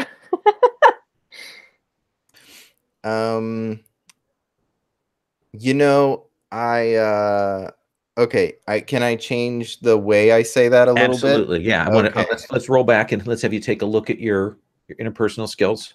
Okay. And let me actually let Cameron have a bite of the apple first. Mm-hmm. Cameron, what do you want to do in this sitch here? Trying to figure out how weird it would be if I hit on someone my brother used to date. I Weird. yeah. I think instead I might. I would probably go for flattery then. Okay. How does that look? So I think like Cam probably like hip checks the door right as it's like to shut it. And ooh, how did I flatter her?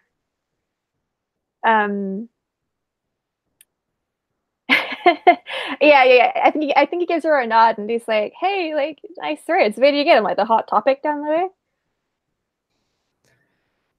And she goes, "No, I put this together myself."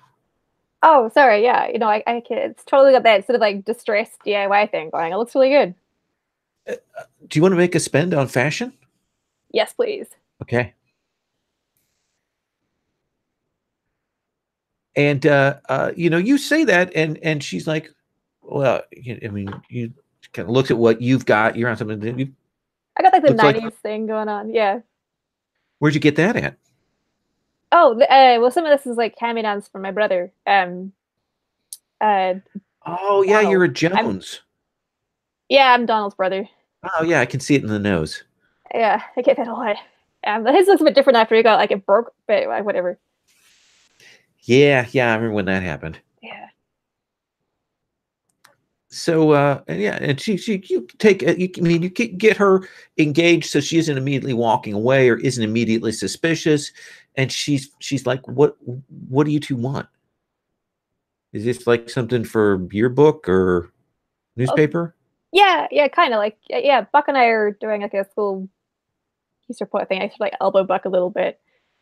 And like like we're after like Toby's been missing for a while. And so I know anything about that, she says with a cold effect.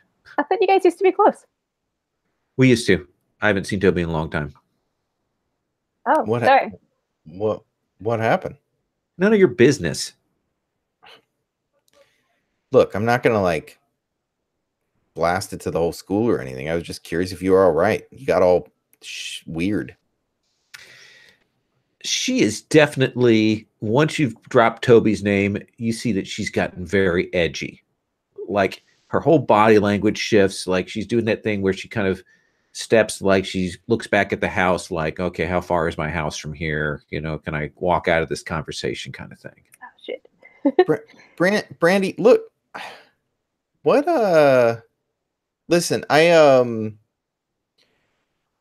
we were just doing this thing on the old haunted house for the ghost facer thing, and we bumped into your uncle while we were out there, and he was like, "Oh yeah, you should talk to Brandy. She knows a bunch about that house."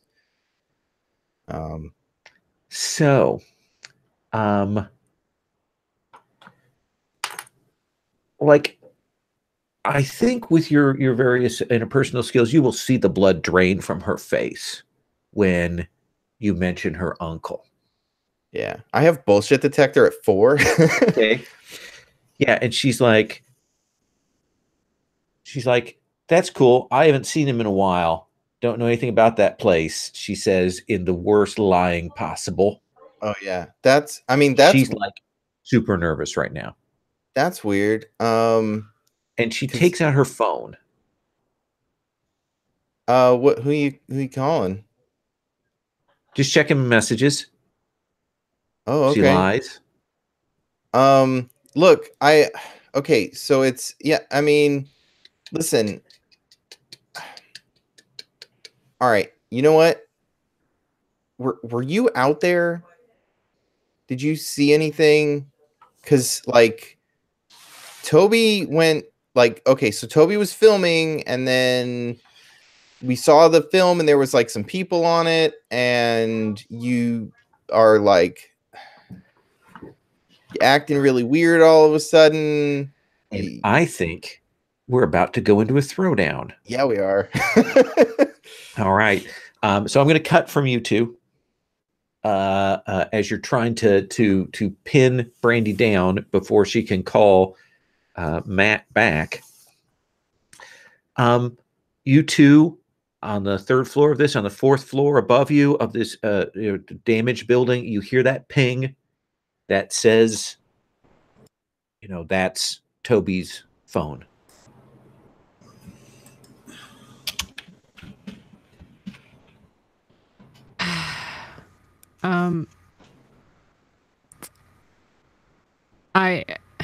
I think I glance at you, Allison, and I'm like, can you go stand over there? And it's like in a corner that's like far away from the sleeping bag. Okay.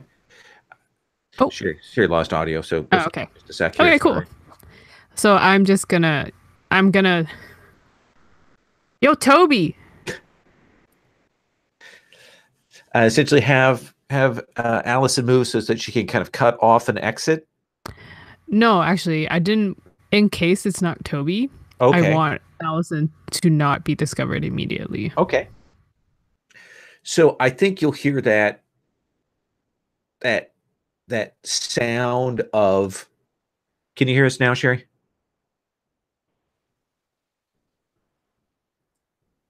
Nope, apparently not.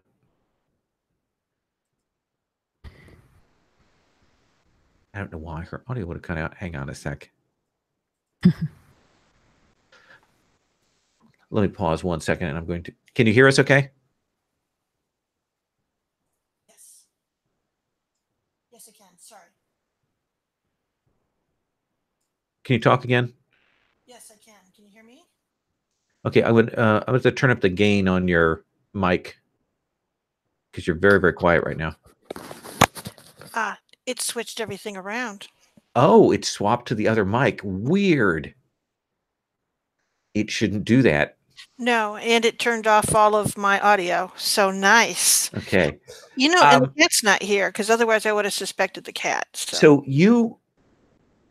Kennedy has you step over in case this turns out to not be Toby. Okay. Just so you're out of, potentially harm's way. She shouts for Toby. There's that kind of scrambling sound of someone, and they clearly move and kind of look down. You can kind of make out someone on the floor above because they don't recognize your voice. They don't say anything, but they kind of stand there. Yo, Toby, is that you? We're from the Ghost Facers. I'm Kennedy from the Ghost Facers. We like looking at haunted places. I have reassurance and okay. Oh, but I have none to spend though. I think you've got, but you have reassurance. So Toby is not going to move off, and he'll go. What are you guys doing here?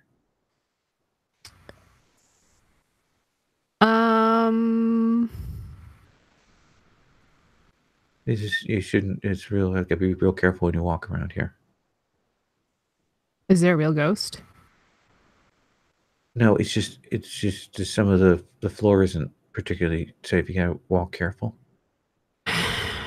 Why doesn't anyone ever say that there's a ghost? Because usually there isn't. Allison, I don't need that. Thank you. I'm sorry. And I kind of look at him and go, "Hey, Toby, are you like camping, trying to get a particular shot or something?" Yeah. He lies badly. Okay, I have one BS detector. Yo, Toby, are you okay? No one, people are looking for you. And by people, I mean, people from your film, your film crew. And that will actually make him kind of that clearly upsets him. No, you guys don't understand. Okay, yeah, no, I don't. But you want to talk to them because they're your friends. No. I want to talk to anybody. You guys should go. And I sort of lean over and I go, "Well, I'm not sure why you're out here, but if you need a place to stay, you don't have to stay here."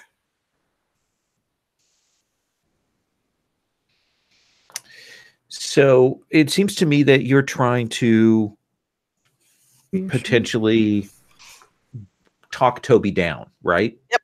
Does that seem like the right way to handle this? I think so. Okay. So I have reassurance. Okay. I think this is actually a kind of throwdown here. Oh, okay. Okay.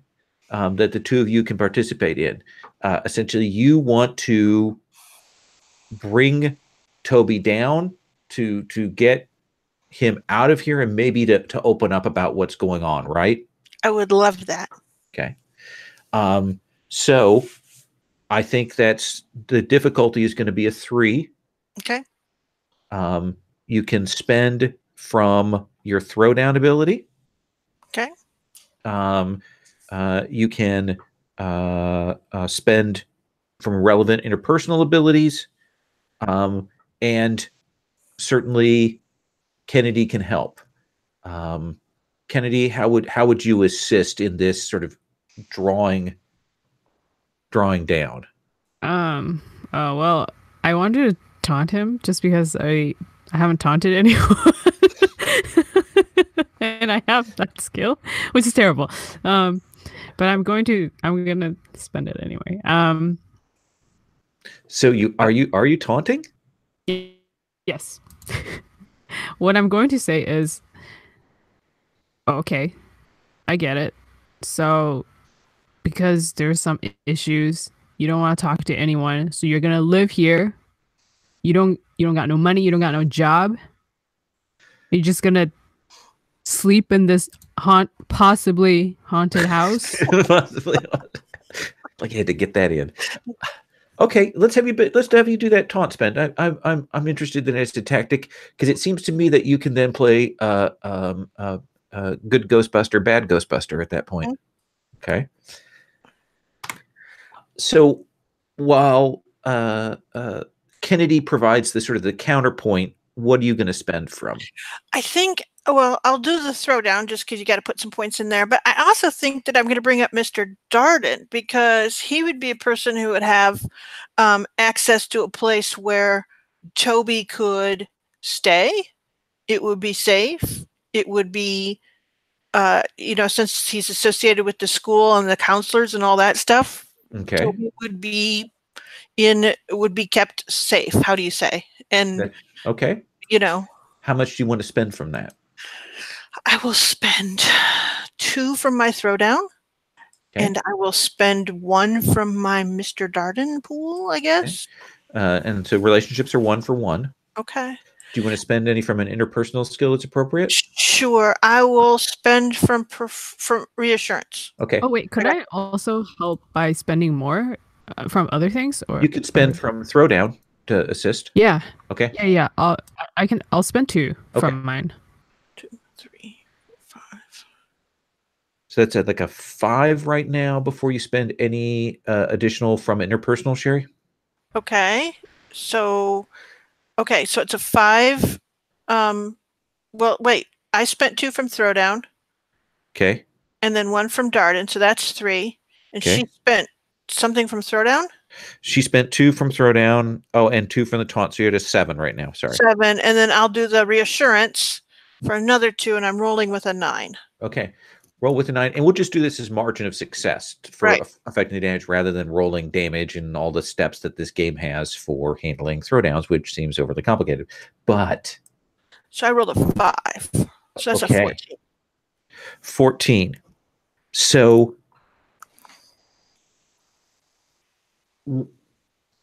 what is it that kind of deflates Toby? What is the thing that kind of breaks him, do you think?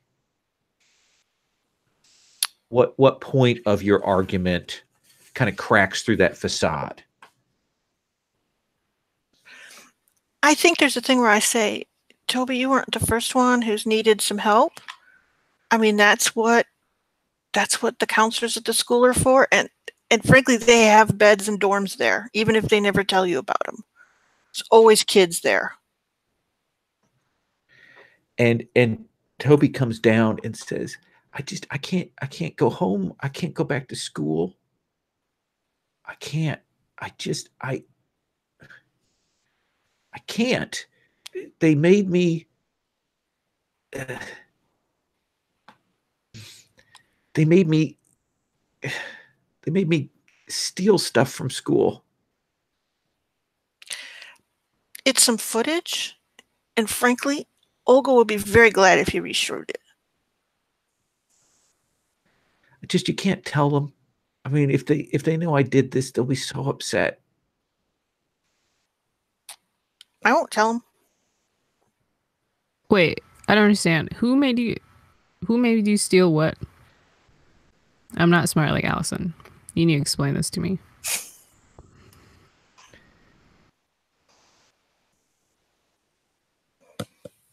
Brandy said,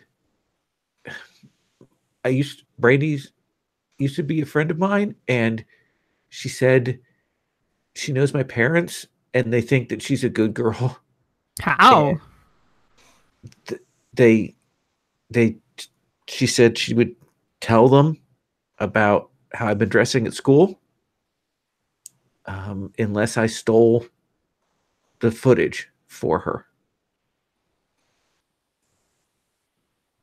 Yeah, we need to get out of here. Let's cut back to the other scene. How do you two want to approach this with Brandy? Like Buck was I kind of want to threaten her, but I don't have those stats.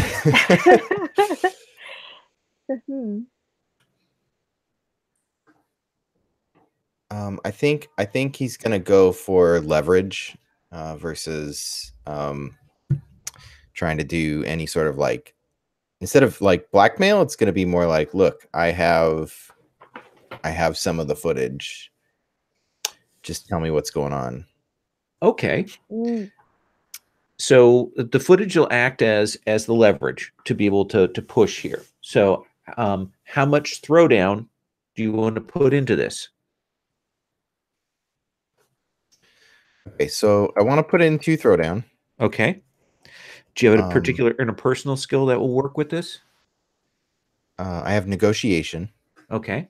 Do you want to make a spend from that? Yeah, so I'll spend 1 from negotiation. So that'll be +2. Do you have any relationships that you could bring to bear? I am going to threaten to send the footage to Jenny Daniels, the head of the editor of the school paper. How much of that do you want to spend? I'll spend another 2. Okay.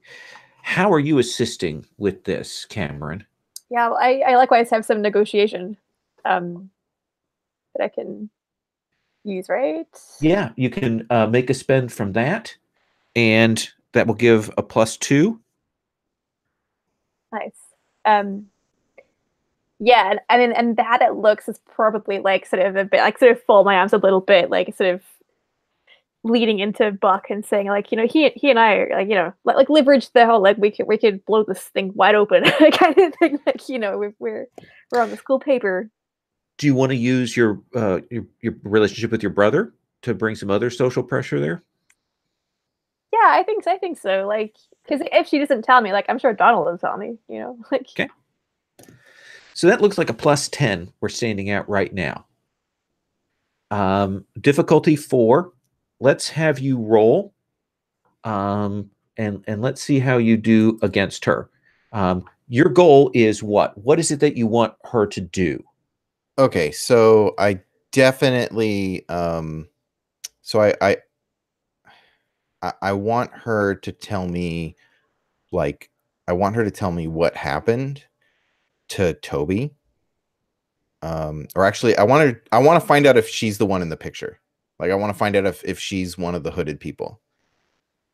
Okay. Because then I can go from that. Let's have you roll. Okay. Ooh, that was not a good roll for her.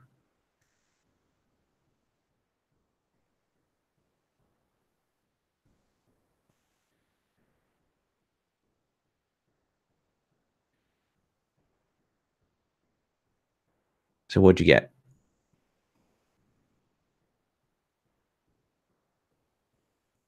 So I got a 3 on the dice, plus our 10, 13.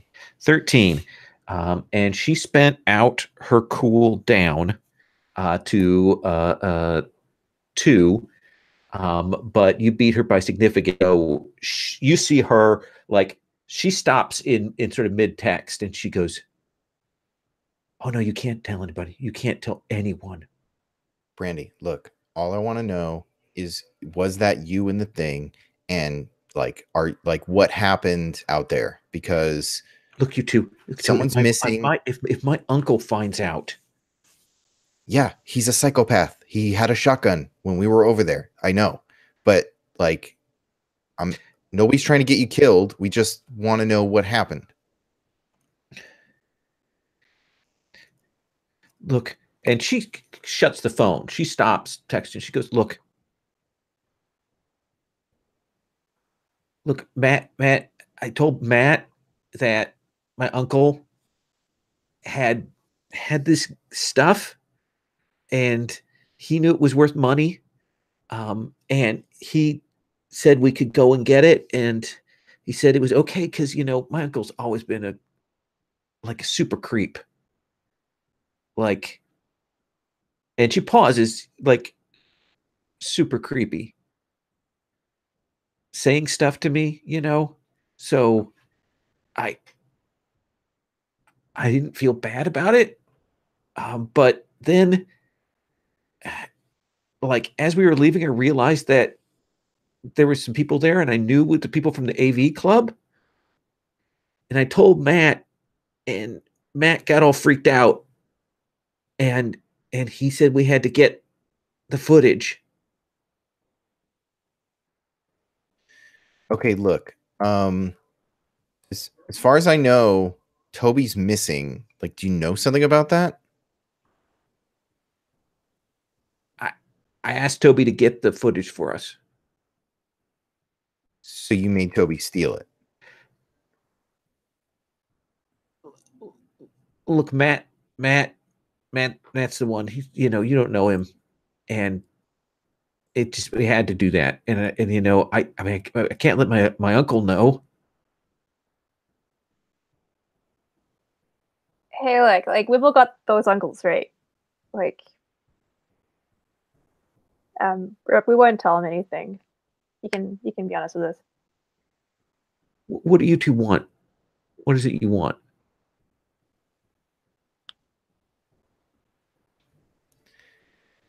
I mean, did someone like hurt? Is someone threatening to hurt Toby now? Like, maybe I said some things to Toby and made him think that I might do something, but you know, I would never really tell his parents. But does Toby know that? You know, and I'm not going to. I mean, he already got me the footage.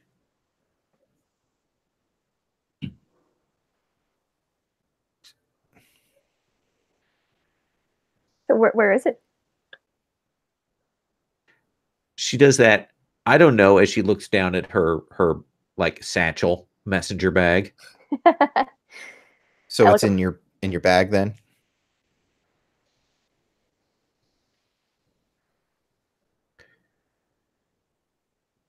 Maybe. I like a book. Can I also text at some point? Yeah, that seems like a good moment there, as you two are leaning hard on Brandy. Yeah. Okay. I'm gonna text Cam. Oh, actually, I'll text. I'm sure we have a group chat. For in something, maybe like Facebook Messenger. Anyway, I text all of y'all. Brandy has the footage. Grab it from her so Olga can delete it herself. Karen probably takes back like, yeah, we know she's got the footage. What are we supposed to do? Like wrestle it off of her? Oh, and I guess I'll unless Allison wants to say something, I can say also that Toby is okay. Oh no. She's like, oh no, go say whatever you got to. My volleyball coach is texting too right now. So. Oh, okay. We got this. you two are kind of checking your text, and you will definitely see Brandy taking that kind of step back, calculating, can I get to my front door here? I don't think I checked the text. I think I just let it buzz because I see Cam pick up his phone, and Okay. so I'm like, Cam's got this, because that's the group message. Because Facebook Messenger would make a different sound probably in my pocket. Sure. Or actually, I probably have it on different vibrates. And so I don't even check it because I see Okay. Cam pulls one out. And so I think I take a step, like I take a slight step towards Brandy, and I'm like, look, nobody wants to get you killed. That's crazy. All we want to do is make sure that Toby can go back to AV with a clear conscience, and that they're safe, you know? So if you said something to them like crazy, like a person does when they think they're in trouble, then maybe you could undo that.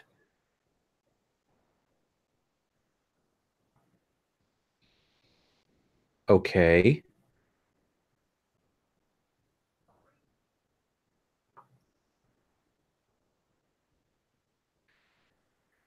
And so like the phone's like bzz, bzz, bzz, bzz in my pocket. So I look over at Cam and I'm like, what?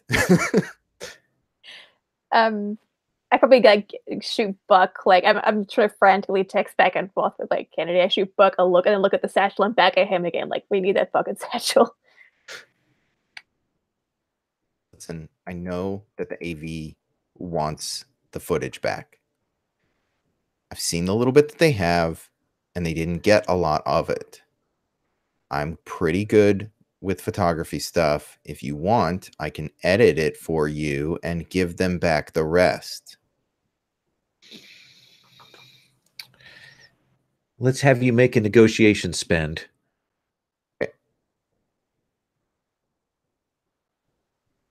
I am now out of negotiation. Can I also add negotiation? Maybe like show some of the photos that you've taken, like on my I got my phone up. Like, here's some stuff that. Yeah, make that spend as well. There is a hesitation. You see that she, didn't finish that text to Matt. Kind of caught her in mid doing that, and she will say they have to. Look, Matt can't ever know that I gave the footage back. Can you promise me that? Just say you destroyed it. That note. She looks at you, Cam. Can you promise me that he won't know? Yeah, I swear to God, promise he won't know. And she'll reach in to that messenger bag, kind of pulls through it, like drops like packs of gum and stuff out on the ground, and finally she'll pull out this drive, this external drive, and she'll hand it to you, Cam. See, Cam like visibly like relaxes, like he takes it off her and thanks. Nobody's gonna know. No one's gonna know. I swear to God. I got your back. You should dump Matt, by the way. He's just like an asshole. You don't know him like I do. I'm sure. And she will kind of finally break. You kind of cracked, and she will runs to her house. Though you do see her like pull out of her bag like her uniform jacket, and pulls off some of the jewelry off her face, which is clip on, and throws it in her bag before she goes into the house. You've got Toby calmed down. You've had this exchange. I assume now that both sides, that Kennedy, Allison, that you know what's happened over there. How do you want to play this with Toby? Okay, Toby. I made a promise to Olga that she can delete the footage.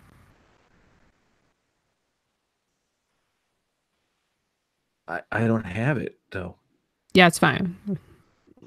We'll get it. The ghost facers will get it. But I'm just telling you. But I, I don't understand. What's going on? You should talk to them. I can't tell them I stole this.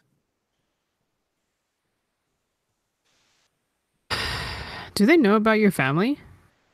Because no offense, your family's kind of crazy. I don't think they know. I mean, like, they don't know.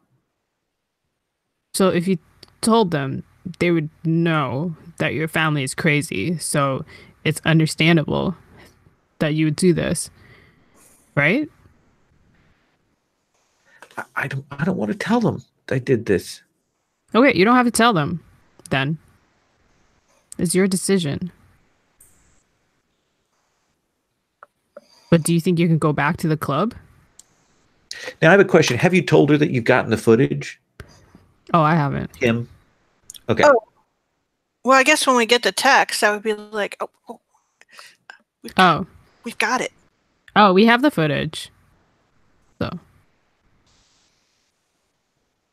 And Brandy's not gonna. I'll turn my phone, my super old, cheesy, cheapo phone, you know, and I'll go, this is what Cam said. Brandy says, just don't tell.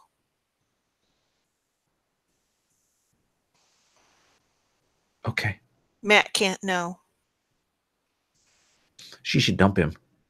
I agree. He sounds like an asshole. He is. He really flunked trigonometry. And if you help, Toby will pack up his stuff, you know, roll up the bedroll, and probably is working over in his mind how he's going to explain to his parents that he's been gone a couple of days, and figuring out what he's going to tell them. Why don't you just tell them that you stayed over at my place?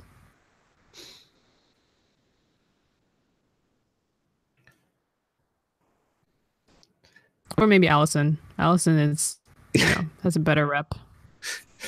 And she doesn't want to say that, but you have a rep of being a ghost chaser. Yeah. So. She goes, yeah, you can tell them you were, doing some volleyball camp stuff, boot camp. So you'll be able to get Toby back, get them calmed down. You hand the footage over to Olga. Is that the scene that we can cut to? I want to talk to Allison for a moment. Sure. Let's have that before we cut to the Olga. Yo, Allison. Yeah, Candy. That went pretty well, didn't it?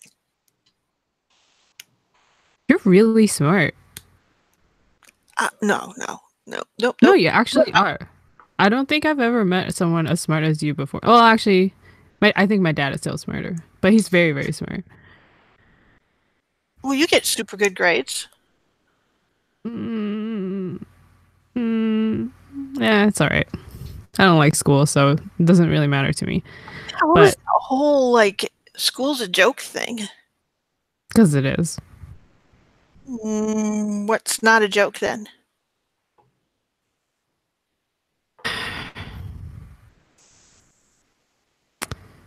I don't know. Things that are interesting. Mysteries. I don't think I'm very good at solving them, but that's why I like them. And ghosts. I think ghosts are probably real. Won't say anything, Allison. It's okay, I haven't taken statistics yet, so I couldn't make a good argument. Don't worry. So, do you like Buck? See, I hadn't even thought about it. And then, I go there, and apparently it was like a date. So I felt really bad because I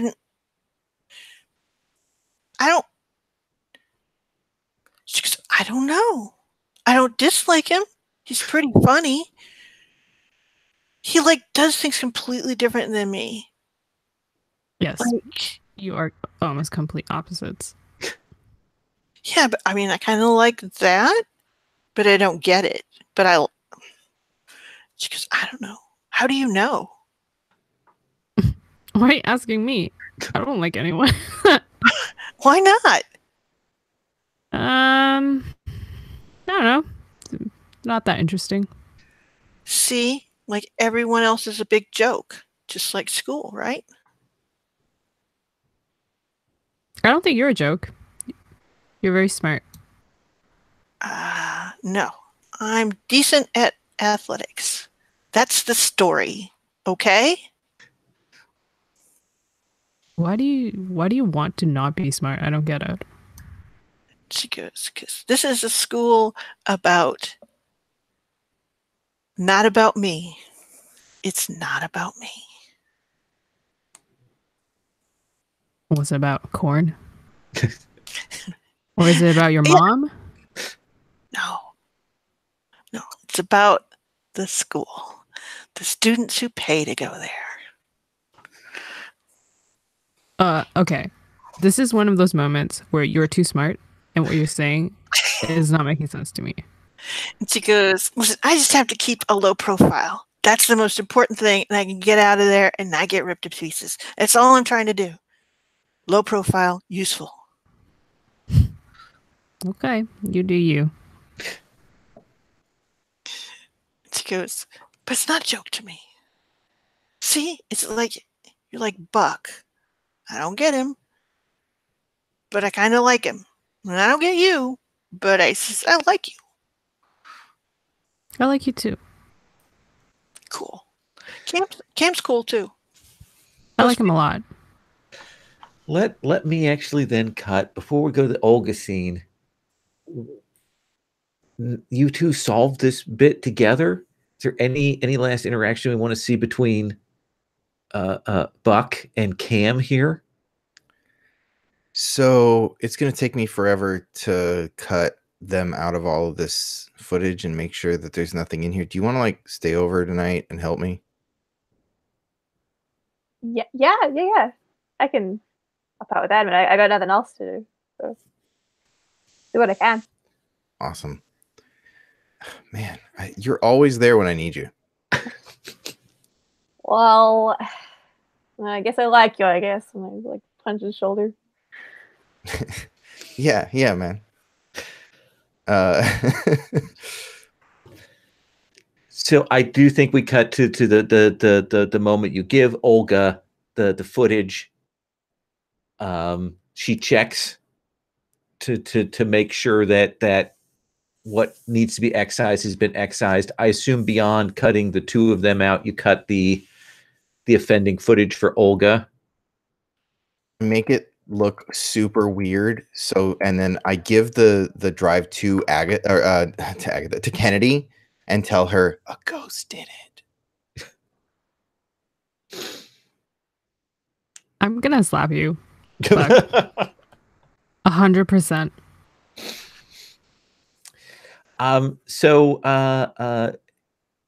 Kennedy, do you want to do any little epilogue bits or what we see the last bits of you in the show here? Yeah, I think it's like me going home and then seeing my dad. And he's like probably watching TV again. And then I go and I sit with him. And then we eat like cold pizza together. Absolutely. That companionably, maybe we pull out and we see kind of how big the house is for the two of you, because he makes some pretty good money, but it is just the two of you in this big house. Yeah. It's, yeah. What about for you, Allison? I think she comes home and, she goes, hey, Mom, I found Toby. So took him back to the school. I don't know what he's going to say to his parents. But if they call and ask about volleyball boot camp, old Toby was definitely boot camping, okay? She pauses. She doesn't like breaking the rules, but you see her nod and go, okay. Thanks. What about you, Buck?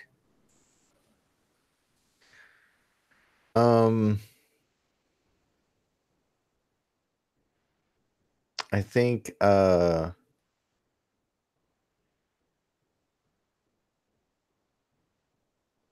think we see Buck back at breakfast with Mom, and he's like, yeah, it didn't work out. But there's this other guy. She says, yes, I sense that there is another for you, another to whom your heart can be attached. Why do you always say it so weird? What are you talking about? This is my normal speaking voice. That's what I'm saying. It's weird. Like, it's always weird. And then I'm weird, and this is why nobody will date me. I think there are other reasons why no one will date you. Yeah.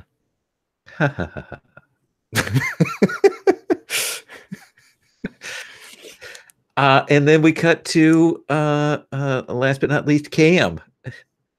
Is it okay if my epilogue is like a bit of a flashback? Okay.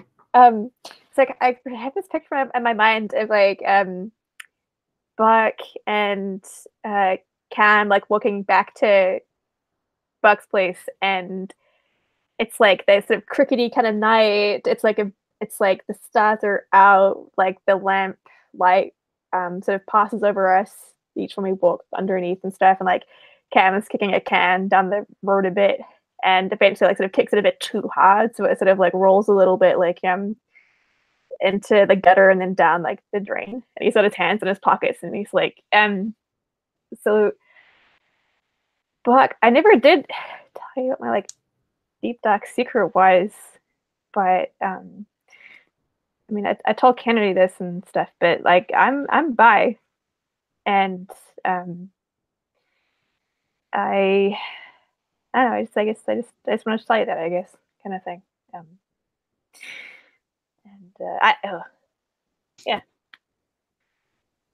And then I Wow. think sort of yeah. Wow. Thanks for telling me that. It's okay, I trust you. Now I feel really dumb about my burger thing.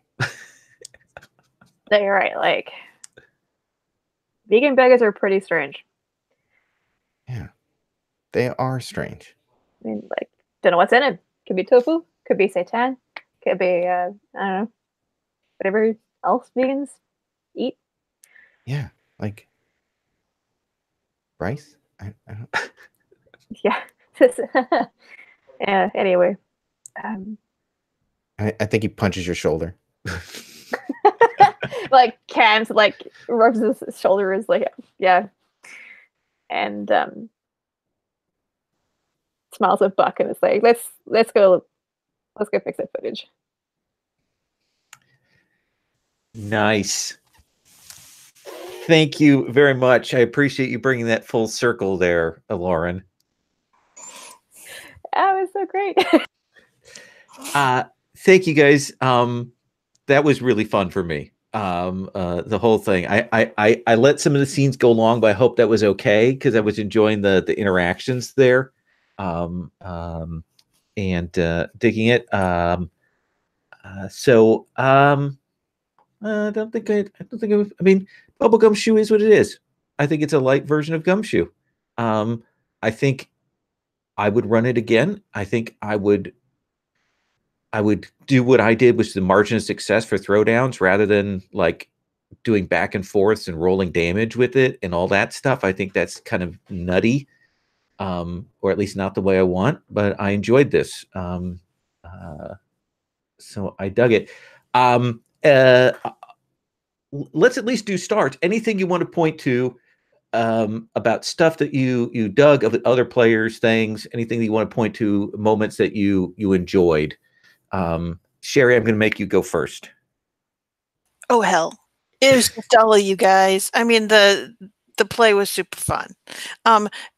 Gumshoe's good. It does what it does. It's a resolution system, but you guys were the shining stars. No doubt about it. No doubt about it. Thank you. Kurt, anything you want to point to? So mechanically, I don't know. I don't know what I think of Gumshoe or Bubblegumshoe after playing it. I think it was billed different. It's definitely on that cusp of like going from trad to story game. And so it's weird when it jumps into the trad like social combat situation. And yes. I don't know that that's actually. I know that I actually tried to write something like this, and I'm glad that I didn't, because it's just feels weird in practice a little bit. But I really enjoyed this game and the setting and everybody's characterizations. Stars to you, Lol, for oh my god, so many times. One, my mom character was friggin' awesome, and for the like jumping in with Brandy showing up when that was such good timing, and it legit scared me a little bit when he jumped in there, and like that's why we both started laughing, I think. So yeah, so stars to you for that, and to Cam for just being so sad and adorable. Poor Cam. Absolutely. Lauren, anything you want to point to? I think I second everything Pat said about like the Bubblegumshoe as a system. It did it really good for like facilitating the story game stuff, and then yeah, you hit like the tread, like now it's combat time kind of thing, and then it's just still fine. Like it helped like negotiate those conflicts and stuff, and then oh my god, yeah, stars. Lol, it's been way too long since like you've facilitated a game for me, and oh my god. All your timing was so genius, like you cut away from scenes at the right time, and then jumping in when Cam's like, so like I want to tell you something about like such a perfect time to like come in there. And Darcy Kennedy for being like the best friend who was looking out for me was like, why are you making all these stupid mistakes? Like what? Like you're just gonna hurt yourself. I've tried so hard to like protect you, but like you're on your own now, kind of thing. Like you did such a good job. It's like the friend there, and yeah, I loved like the weird love triangle, but not going on between Allison, Buck, and Cam. It was so delightfully like awkward and like obtuse, and no one really knew what was going on, apart from the fact that burgers were being had and enjoyed. So it was just a delight to play with everyone. A little love for this game. I want to say before I let Agatha have last word, I want to say, I think that because you guys, you all really had characters that you dug and you played so well, it made it flow for me. Like I didn't have to do all that much because you were doing all of the work. And I think that the lightness a part of Gumshoe helps with that, like the investigation. Like you don't have to dig in too much. Okay, you can make a spend. We don't have to go to rolls on that. I think that can roll into the social side of things. It is the general side that is a little bit clunky, but it made it so there weren't very many of those moments because you were all rolling through all of the wonderful conversations and interactions, and you let me do goofy NPC voices. So that is my favorite. Agatha, I'm going to give you last word. Oh, okay. Well, I've personally really enjoyed. I really enjoyed the mechanics. Actually, I like all the the throwdowns. I was a little sad that I didn't get to. No, actually, I'm not sad. I liked seeing it in action, and I didn't have to do it myself. It was very interesting. And I didn't personally find it clunky. I think. Oh, good. Maybe I just have a higher tolerance for crunch. Mm-hmm. Maybe. I don't mind it in general, and I think I like it more than maybe less structured story games, because sometimes I feel like I want there to be a resolution mechanic when I feel like things are going on for too long. Mm-hmm. But with this, it's almost like it's always there. Like you can choose to ignore it if you don't want it, but it's there in case you need it. So I like that aspect of it, and I can see that you kind of did that with the rules, where sometimes you're like, okay, let's go to it, but you don't always, and sometimes you just let us BS. Yeah, stars to everyone. I feel like we had a really great dynamic. We all fell into the same tone with our characters, and that like it was just so great. It was like positive energy, like going back and forth, and just really like I can see this as like some kind of like really wholesome show that will never be on anything right now because everything is grim, dark, and sexy. But I just loved it. It's like this is like the idealized version of a high school which has like a lot of problems, but then like all the main characters are like, we're there for you, justice. I loved Allison. I find her to be like, especially in that last conversation between Candy and Allison, I feel like, wow, that's a lot of depth in a character, and she's like very interesting. So I really appreciated that, Sherry. And of course, I love Cam. Cam is adorable. Who doesn't love Cam? Nobody. And Lauren, you always bring like the most adorable characters. I like the willing to like take a step back so that we can have that kind of like those dramatic moments.